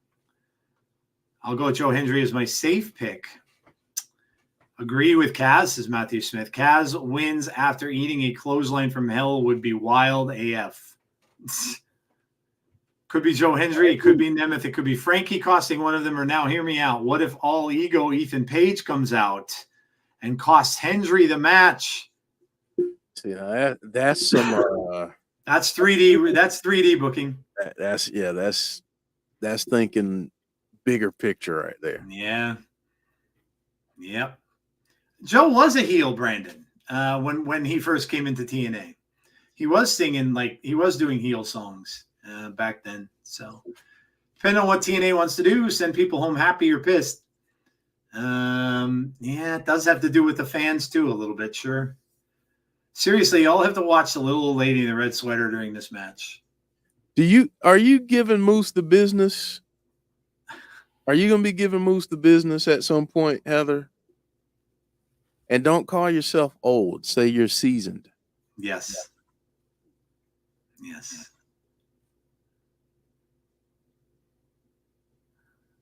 Hardy's over into the corner now. We got Ace Austin over there as well. Off the back. Just seems unnecessary with Hendry as a heel currently with what Alexander did to him just a few months ago. Yeah, I don't think they're going to. If they're going to, especially if they're going to give him the belt, I don't think they're going to turn him. It wouldn't make sense. Jeff Hardy flies outside and knocks down the system. Now here comes Ace Austin, and he takes out Moose and JDC, and that leaves Chris Bay. Takes out Eddie and Brian Myers. Everybody's getting taken out on the floor. No, seriously, the little old lady in the red sweater, Jeff, the one with the cane, watch what she does. Oh. All right, I'm gonna have to watch then. I'm only 37 and I feel ancient. Don't know how some of you can cope. Oh, here comes this bad movie, man.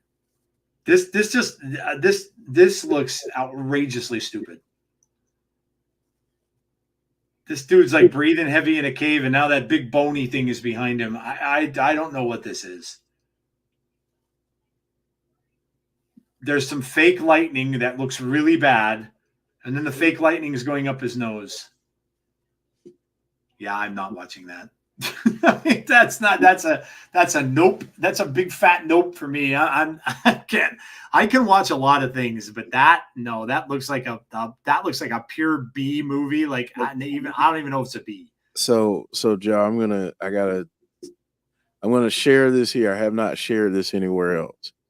I'm probably going to kind of start back with a movie podcast, but not just horror. But one of my angles is I want to review just awful movies. Yeah, that would be funny, actually. Well, I really want to look at that so it's maybe my first one that I do. You want to hear the description of this film? Yes, I do. Please. It's a comedy sci-fi thriller. The description is: a nutty archaeology professor pokes his nose into the wrong Aztec artifact. Oh, dear Lord, man. Well, maybe, Jeff, this might be your first one you might have to review. Yeah. Because this just looks... All hope abandon ye who enter here. Oh my God, that looks horrific. The graphics in that look worse than the ones in Chopping Mall that took place in the 80s all those years ago. Man, yeah, I remember that movie too. That became like a cult classic now, though. That's like a big deal now. But dude, it looks so bad. The lightning looks fake. Like it just you could tell that is low budget, man. This movie is low budget. I'm 47 and I feel effing fantastic. Good for you, AB. Watch out, she'll poke your eye out. Yes, Jeff, do it. That is so in my wheelhouse. Oh yeah, people would love that, man. Yeah, people would love that. It's almost like you're doing. What was that movie review show that those guys used to do, and they'd sit and watch it at the same time, and they'd crack up laughing at the scenes and stuff. Oh my God, what was the name of that? I know. I just can't remember Oh my God, they had the. Oh God, that's gonna bother me now. Oh man, they would watch all really bad films. Oh my God, that is gonna bug me. I cannot. But guys in the chat, you have to help me with this. The show's still on too. Emmett, there you go. MST3K. Thank you. I would have never thought of that. Yes, and that's what they did. They watched all really awful movies. Yes, RK Shuttleworth. Tubi is a treasure trove of just absolutely terrible movies. Yep. Yeah, Tubi has a bunch of. You know what I recently watched, and I heard a movie. There's a movie reviewer that I watch now. His name's Cody Leach. I like him. He does a lot of horror stuff. I've been here watching him for years, man. Yeah, he's good. I like him. But he was the one who came out. He was doing a tier list for the Halloween films, and he actually had Rob Zombie's Halloween 2 as one of his favorite ones. And I'm like, really? Like I went and I remember it in bits and pieces, but I've never watched the whole thing through. I only ever watched the ending of it.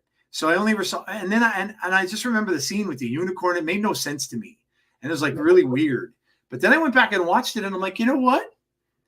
It's out there, but it wasn't bad. Like the beginning of it wasn't bad. The hospital part of it wasn't bad, and then how they made the Loomis a bad guy essentially, like he's a creep. It wasn't bad. I didn't mind it. How they made Michael into like a big drifter. Like he was like a drifter that would just go and kill. The only thing I didn't like was he killed the dog. He slaughtered a dog and ate it or something like that, which was kind of gross. But I didn't mind it. So I'm kind of glad, and it was on Tubi. That's what made me think of it. I love Troma movies, so nothing is really bad. I find something to enjoy. Yeah, I have Pluto as well. Yeah. Pluto also. Pluto, dude, you can find there'll be a night when I'm just in the mood to chill, and I'll go and watch I'll just go watch like 2 hours of Happy Days or 2 hours of Three's Company on Tubi, because all of that is on there. Or if I'm in the mood for like Star Trek, they have literally a Star Trek channel where I can go watch the original Star Trek, the original series, and laugh my ass off at how goofy that is. But yeah, Tubi and Pluto are really, really fun channels. Retro TV has all that old stuff. Halloween 4 is my favorite because it's the first Halloween movie I saw in a theater. Halloween 4 is very underrated, I think. Mm-hmm. That was the one where Michael came back because they skipped him in Halloween 3. It wasn't going to be that anymore. And that I like that. You know what scene is my favorite scene in that? Is where he was dressed in the bandages in the damn gas station. Holy. When Loomis is looking for him and then he's talking to him and he's standing across the way and he's in the bandages, that was some scary stuff, dude. Mm-hmm. I've only seen the original Halloween film in that franchise. The original by far is still the best one. But some of the sequels, H2O was very good. It's funny how the timelines go, and I got this from Cody Leach too. There's timelines with all those movies, right? Like you got Halloween 1 and Halloween 2, and then that ends, right? And then you've got Halloween 1, and then it goes into the stuff with Jamie Lloyd, right? With the little girl. So then you have that whole thing. And then you have so there's all different timelines for those movies. Then you could go Halloween 1 and H2O. So then you go Halloween 1 and H2O, and then oh my God, that god awful Resurrection movie with Busta Rhymes. Oh, that was so Busta Rhymes. The only reason I like that is because Katie Sackhoff was in that. And I love Katie Sackhoff. She's awesome. But she was in that very young. And but that was the worst. That may have been the worst Halloween movie, I think. And fighting back. Oh God. Oh my God. I that was awful. And I thought that and then Halloween 3 now has really grown on me over the years. I like Halloween 3 now. Yeah.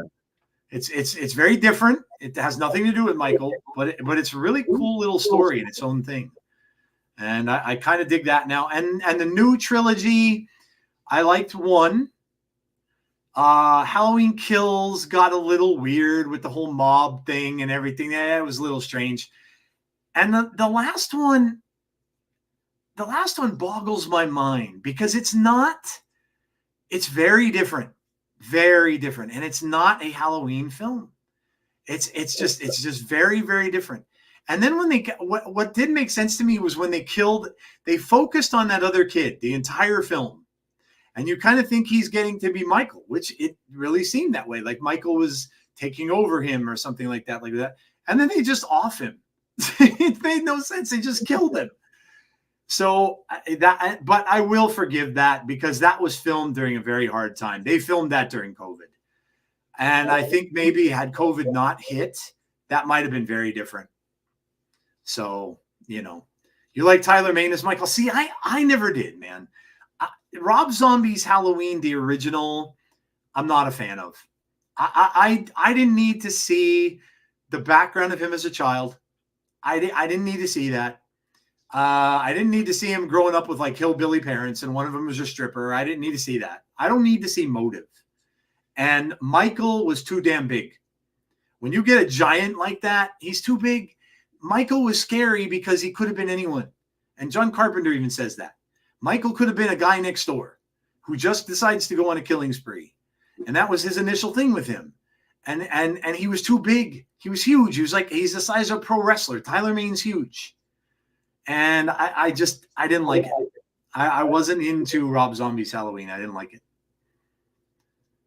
I didn't think Halloween Kills wasn't horrible. It was just that whole like the evil dies tonight chant that they were all doing and all that. That it just got weird. It got too weird to me at the end. It wasn't a horrible film. I didn't mind the beginning of it, but it just got a little weird. Rob Zombie's Halloween was really good. And see, I was not a fan, Deanna. I really wasn't. Now that I've seen 2 all the way through, I kind of like 2 better than 1. There was a plot of 1 that got leaked that was supposed to be, because they're supposed to be doing a series, Halloween TV series now. And the plot got leaked of what it was going to be, and it was going to take place after Halloween 1, and he was going to end up in jail. That they were going to capture Michael, and they were going to put him in jail, and the whole thing takes place with him in prison.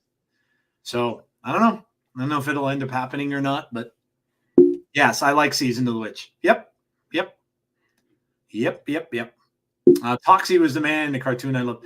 We will trash them Rob Zombie movies. There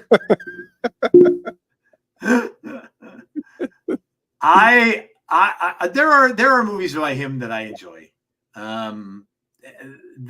The take on Halloween was not one of them. I didn't like it. Watched all the Hell House movies on Prime Video. Jamie Lee says that was the last one. For her, it is. She's not going to be in anymore. But you can listen. As long as that franchise is owned by someone, they will keep making movies for it. I love Devil's Rejects. Yeah, that was good. Yeah, I enjoyed that. Is there a Nightmare on Elm Street coming? Jeff just mentioned Nightmare on Elm Street.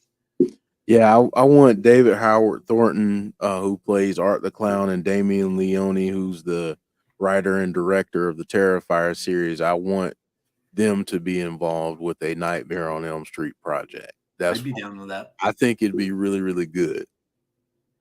Because I think the thing with Freddy, I think you got to be a little bit dingy with the story. It can't be pristine and beautifully shot and look high budget and all of that. I think it's got to feel dingy. Yeah. House of Wax, the remake. I actually like that. That was good. Yeah, I like that too. I like the remake. That was an old movie. That was a Vincent Price film, I think. The original one. Shutter TV is pretty cool. Nah, let's leave Freddy alone. Robert Englund was but he's already even said, Heather, that he would be part of if they wanted him as a consultant or a co-director or something for the films going on. I mean, those people like that are never going to die. Do you see what's coming out? I think it's next year. Another a prequel or a remake of I Know What You Did Last Summer is coming out next year. Those films are so low budget and they make so much money, and that's why they'll never stop. That's why they'll never stop. The only thing that stopped Jason was a lawsuit, and it still has. So otherwise, they would have been going on constantly. Those movies are so cheap to make. The new Scream now they have a whole new plot for that. Supposedly, who was the heroine in all the Scream films? I forget her name. Neve Campbell. Yep. Supposedly now it's about Neve Campbell and her daughter. And apparently how the Scream, the guy is going to come back and he's going to be going after the daughter and all that kind of stuff. So very similar to how Jamie Lee Curtis was fighting off Michael at the end. Now this is going to have something to do with that. So they kind of scrapped all of the stuff they were doing. And I didn't mind the last few, but they got rid of that cast and they're just moving on with Neve Campbell. The original Halloween, the original Halloween is just a classic. That's an absolute classic horror film. That's what called him The Shape. He could have been anyone. Yeah. Mm-hmm. Yep. I will not watch Midsommar. Oh boy, I've seen it a couple times. I won't watch that, and I won't watch Hereditary or Yeah. Nope. All I had to do was read about all the corpses that were walking around without heads and stuff like that in it. And I'm like, nope. Yeah, Paris Hilton got killed in House of Wax. Yeah. It's worth watching for that. I like the killer in that. The killer in House of Wax reminds me of the killer in Tourist Trap a little bit. Not gonna lie, that movie does have the one scene that I still cringe when I watch it, and it's the scene where he's going up the steps. Which one? Tourist Trap? No. Oh, House of Wax. Yeah. Steps and he gets the Achilles. Oh yes. Yeah. Yep. And speaking of that, if you're squeamish, don't watch the Deshaun Watson injury from Sunday. Oh yeah, that was awful. I've sent a fresh copy of The Exorcist to you. Yeah, you better not. I'll burn it. I'll burn the box. Hatchet started. Hatchet was Kane Hodder. That's the same guy who played Jason. Yeah. My Halloween viewing will be Beetlejuice. I can't watch The Exorcist anymore. One and done for me when I was a kid. That's it. That's good enough. I never will watch it again. Tourist Trap is a creepy ass movie. Yes. It is that. See, I go back to the 70s, and Jeff and I talked about this before. The 70s horror movies are creepy AF because of the aesthetic, and because like this goes to the original Texas Chainsaw Massacre. All of the ones that were filmed in the 70s are just scary. And that film, with those dummies and everything that they had, and oh my God, yeah, that was, and the ending of that had almost a worse ending, almost worse than Texas Chainsaw's ending. The way that ended, they didn't mind taking chances with stuff like that back in the day. And Santana's coming in and got the chain. He got the chain. Blumhouse producing I Know What You Did. They could be. Blumhouse is getting to the point where they're not doing good stuff anymore. They're not doing good stuff anymore. Your boy there, Jeff, Jordan Peele's supposed to be coming out with something new next year too. I can't wait. Honestly, everything he's done in terms of horror, all of his movies that he's done, I've enjoyed every single one. The more I have watched his latest one, the one with the UFO, the more I like it. Yeah, nope. It's really good. Yeah. I have never seen, and I am a UFO buff. I love like Close Encounters of the Third Kind. It's one of my favorite all-time movies. When I went to see that in the theater, that had to be one of the coolest shot UFO things ever. You could look up at that giant screen and look over to the right and see the UFO coming from like the side of the screen. Like the way he shot that was phenomenal. Yeah. Phenomenal. Yeah. And then when it dumped all the blood like over the house and stuff like that, like, dude, when I watched it the first time, I kind of came away not knowing what to make of it a little bit, but man, the more I watch it, the better it is. I have my own Halloween special coming out called I Know. Oh God.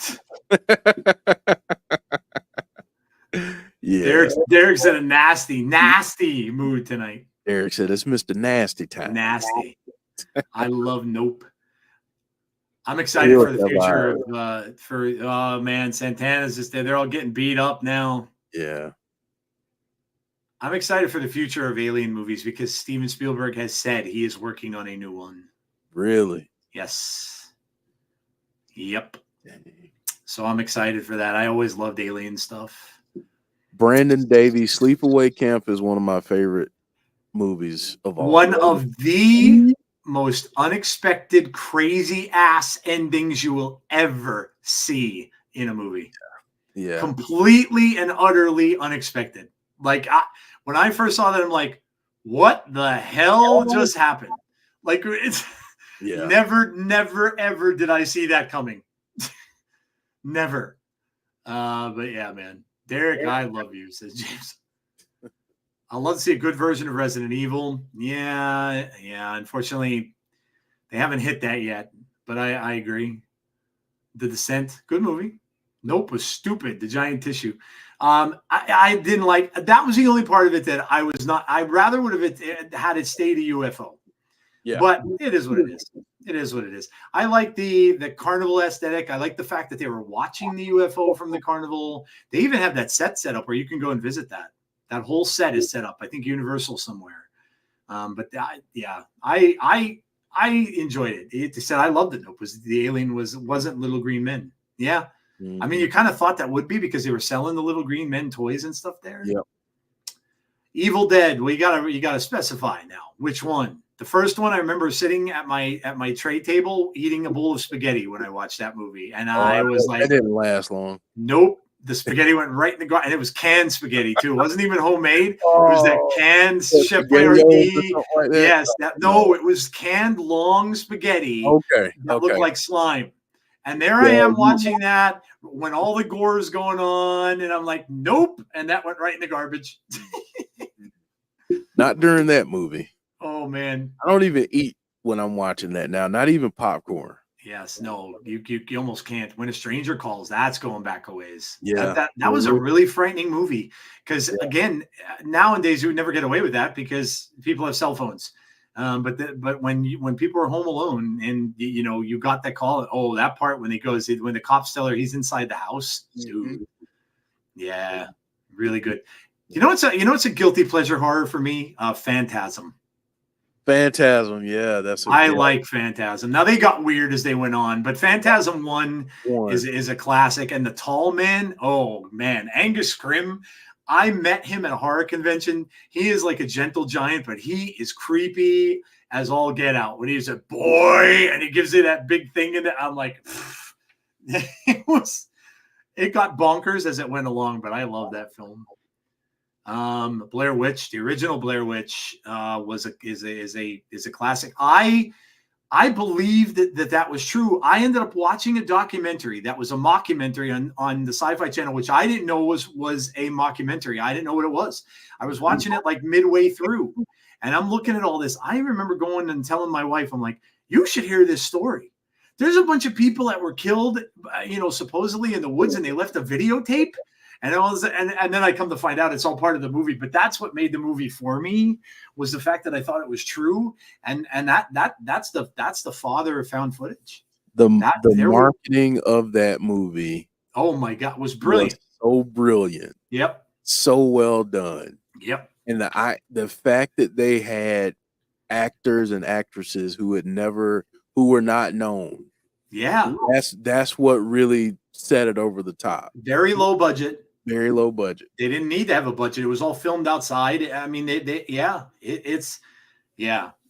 was really, really good. And I remember watching the end of it, and I'm like, what the hell happened? You don't even know like what happened. The kid's in the corner, and you have no clue what the hell's going on. And it was the other ones were terrible. 2 I watched it. It was okay, but it wasn't great. The third one, and then the remake, they kind of got worse as they went along. Well, there's a person who's been on this channel who has an affinity for the Blair Witch lore and series. That's Jed Shepard. Oh, okay. That's true. Like he does. Maybe he'll make a new one. That'd be nice. It was rumored that he was working on it. That'd be a cool. new one. So hopefully, that'd be creepy. You know that. Yeah, he'd do a great job. Yeah, he would. Yes, he would.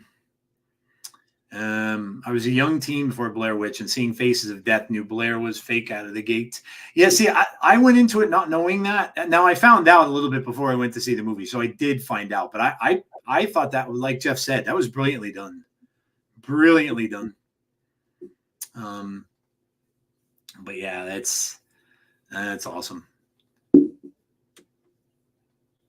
All right, here we go. We got Santino Marella is in the ring with the 2 different signings here, and the championships are on the table.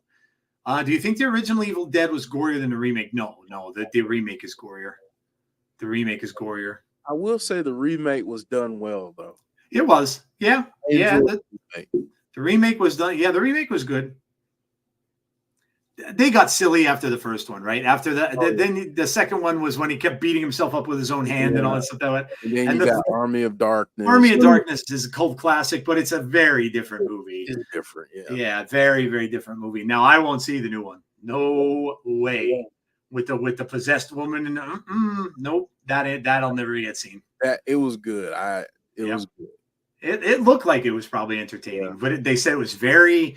It's a little disturbing because it was so cramped in, because you were in that little place the entire time, and it so the tree scene in the original.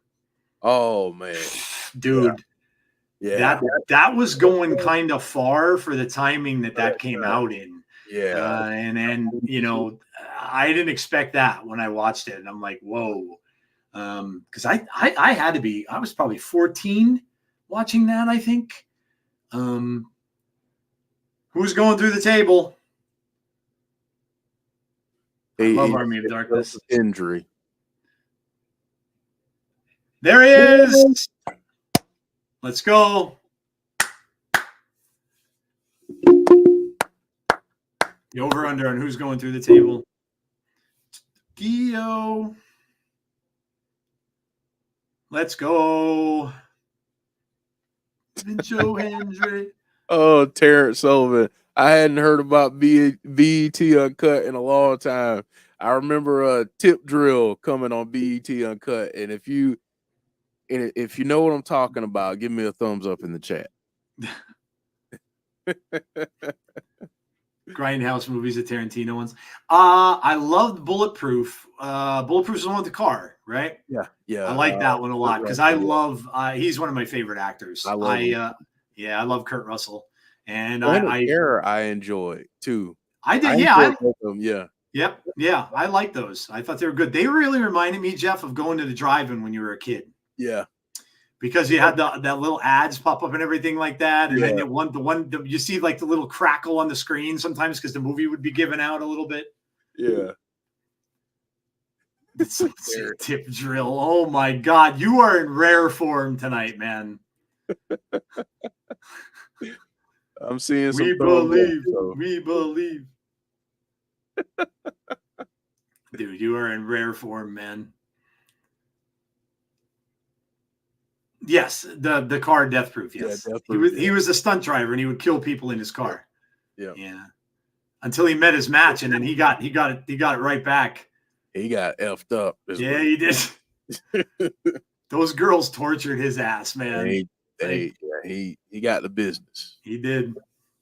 The Fly was gross. Woo, gross. Like if the detail on that makeup, and that was practical effects too. Like just the hairs coming. The VHS films. I saw the original VHS. I haven't seen any of the new ones. The video, I like the VHS movies. They're good.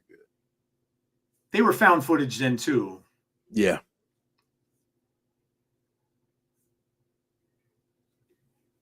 Nic Nemeth. I remember seeing the original Amityville Horror, which creeped me out too. That was a 1-2 step from The Exorcist.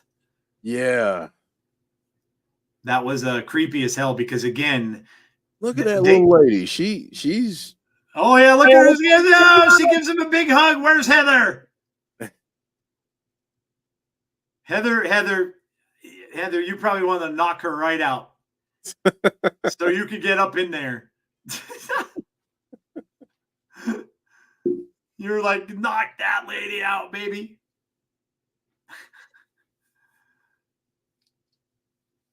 Amityville Horror creeped me out too because there were so many things about that house.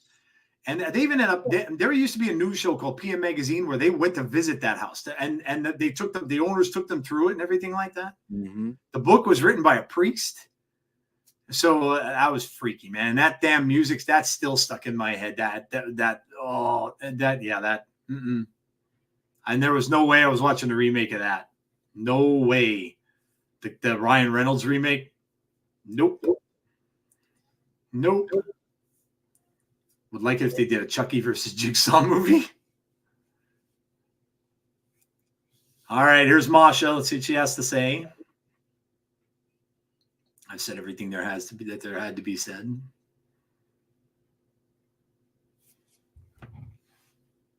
Full circle moment.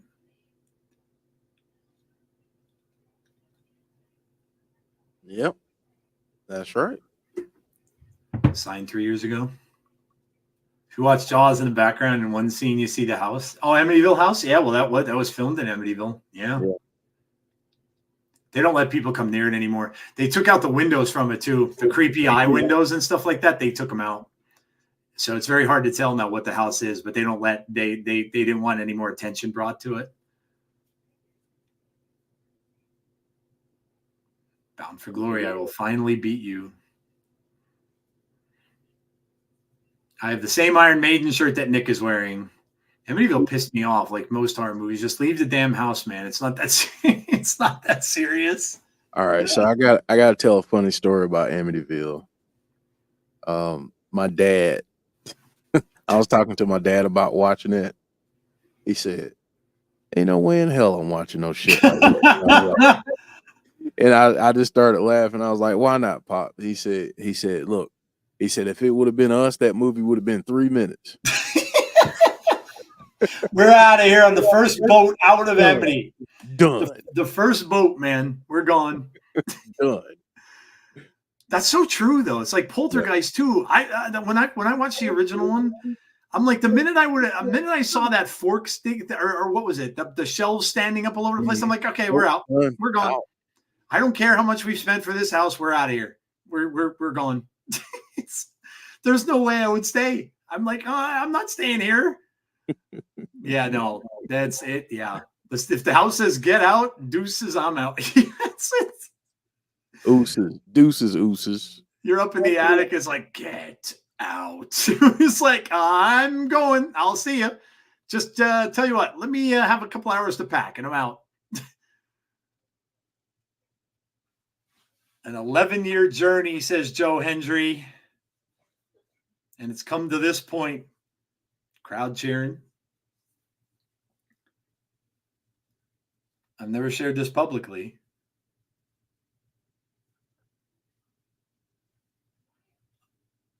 I saw you backstage and I saw a champion in Nic Nemeth. Yep. I remember it.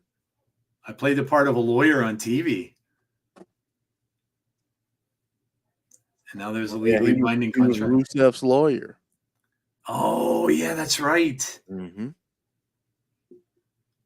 Masha might win, but I can't see her. Oh, no. It's going to be a close match for sure. But, yeah. I do think she's going to win, though. Cronenberg directed the remake, yes. Yeah. They believe in Joe Hendry.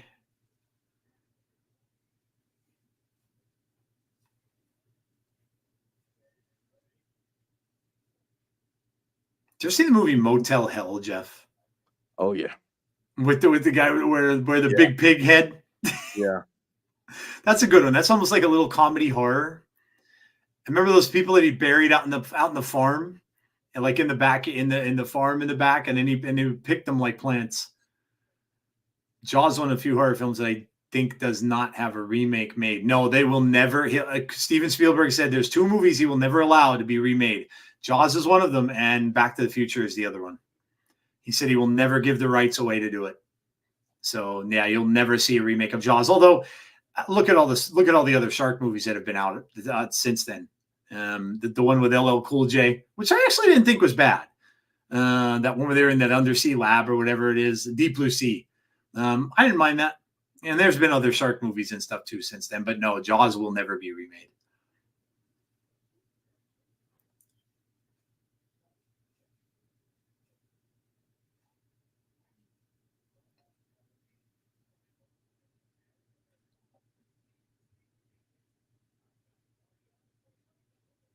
It says, I need you focused.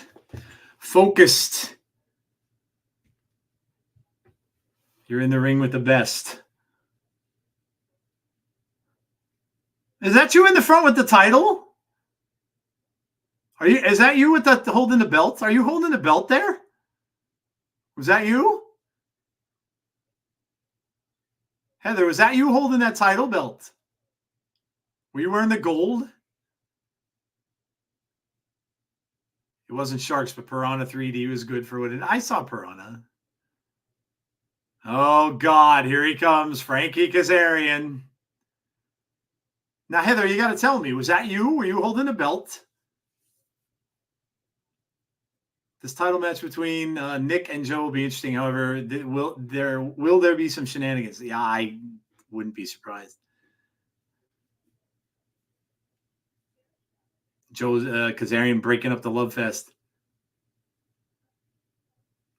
Heather, are you holding the title? Look at that. Is that you right there? You're right in the front. Oh, you're in the turnbuckle behind. Oh, okay. I thought you were holding the title for a second. I thought that was you in the front there.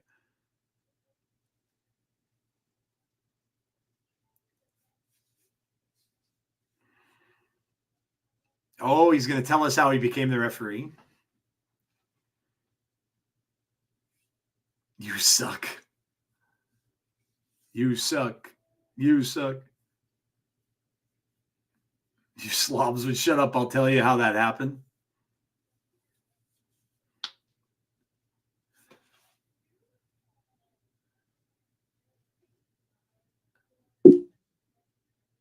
So I completed a full course at the L. Earl Hebner Referee Academy. I got my referee license. I went over your head. I went right to the Anthem executives. Because I have something that you don't, and that's called tenure. I'm loved and respected. I'm a god. I'm a king. Wow. Wow. A little bit of an inflated ego, I'd say. Do you think?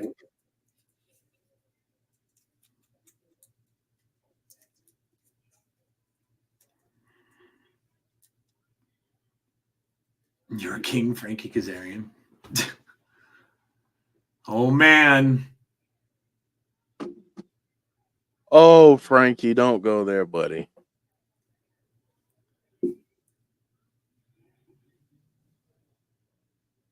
Oh, see. All right, yep. Oh, boy.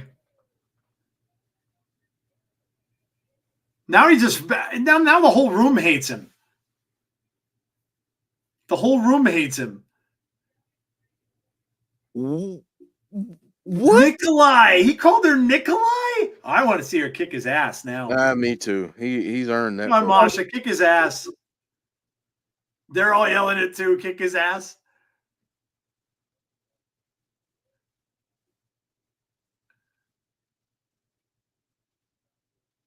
Oh. You stooge? She called Santino a stooge? What the hell is he doing, this dude? It's a death wish?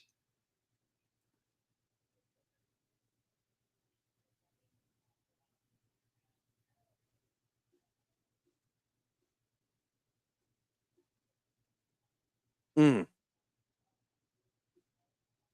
On that night, you are not the law. I am.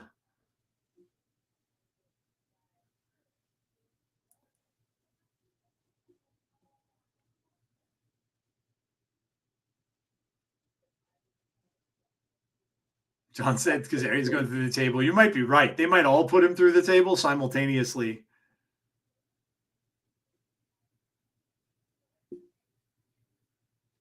Fairsies and squaresies. Pharisees and squaresies.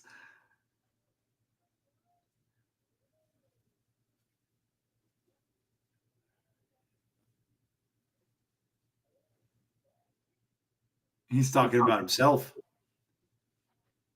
He's talking about himself. Mm. Yep. Oh, boy. They're all going to have a hand in this. Yep.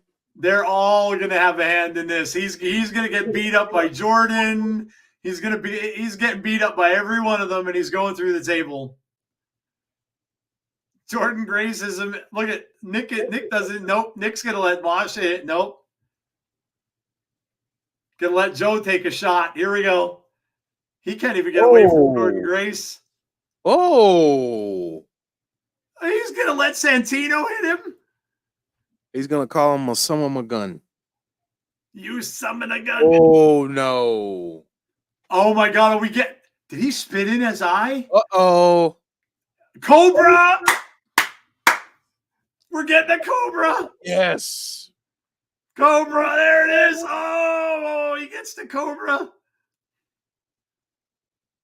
Now, the question is who's putting him through the table? It's going to be Jordynne, going to be Masha. Who's doing it? You gotta kind of have to have Masha. Santino chance. Heather says, oh, he's going to do more than that. Oh, my God, Frankie, did you pick the wrong time to pick a fight with every single person in that ring? Oh, it's all just going to pick him up and just dump him. Yep. Yes. All four of them grab him and throw him through the table. Gonna lay in there with the tablecloth wrapped around his head. Cobra, then table. Oh my God, that was awesome. Well, there you go. Nemeth's gonna hold up his. Jordynne's gonna hold up hers, and the challengers look across at what could be theirs on Saturday night. And TNA chants from the crowd are probably going to take us out. That was creative. Never seen that. Yeah, it was very different. There you go.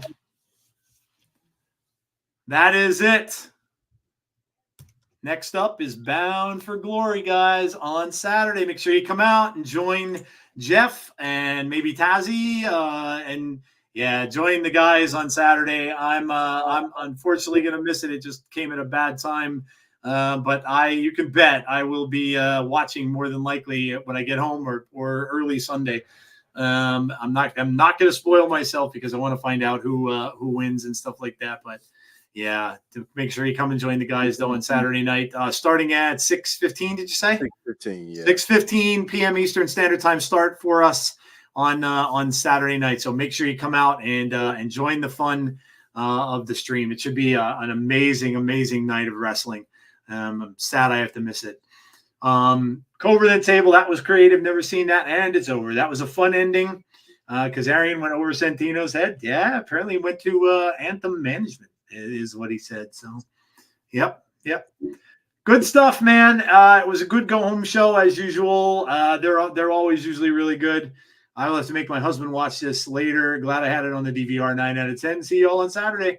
Great ending, says Andrea. We were sure to get some great surprises. Yeah, that was a really fun ending. Yeah, let us know what your scores are in the chat. Give us your scores. We will do the same, and we will get out of here for the night. But yeah, make sure you come out. Make sure you join us. Make sure you like the stream too before you go. Please do us a favor. Drop a like on the stream before you leave. I know most of you, if not all of you, are sub, but please drop a like. We really appreciate that. It does help get the video seen. And also hit the bell if you want to be notified about when we have future content. John G says 9. Deanna says 9. Andrew says 10. Keep them coming. And I'll go to Jeff for his thoughts. What'd you think for the show, Jeff? So we typically say this whenever we get a go home show. Almost all the time, yeah. But I think tonight, especially so, tonight was a really great show. I really enjoyed it. I thought that, setting up everything, making the matches feel really important, and like all of the matches have high stakes on Saturday was really well done. I think we got a lot of answers tonight, but obviously we still have some questions. So that's good going into a pay-per-view. So I'm going to give this a solid 9.75. Okay. It was darn near perfection. I thought it was a great show.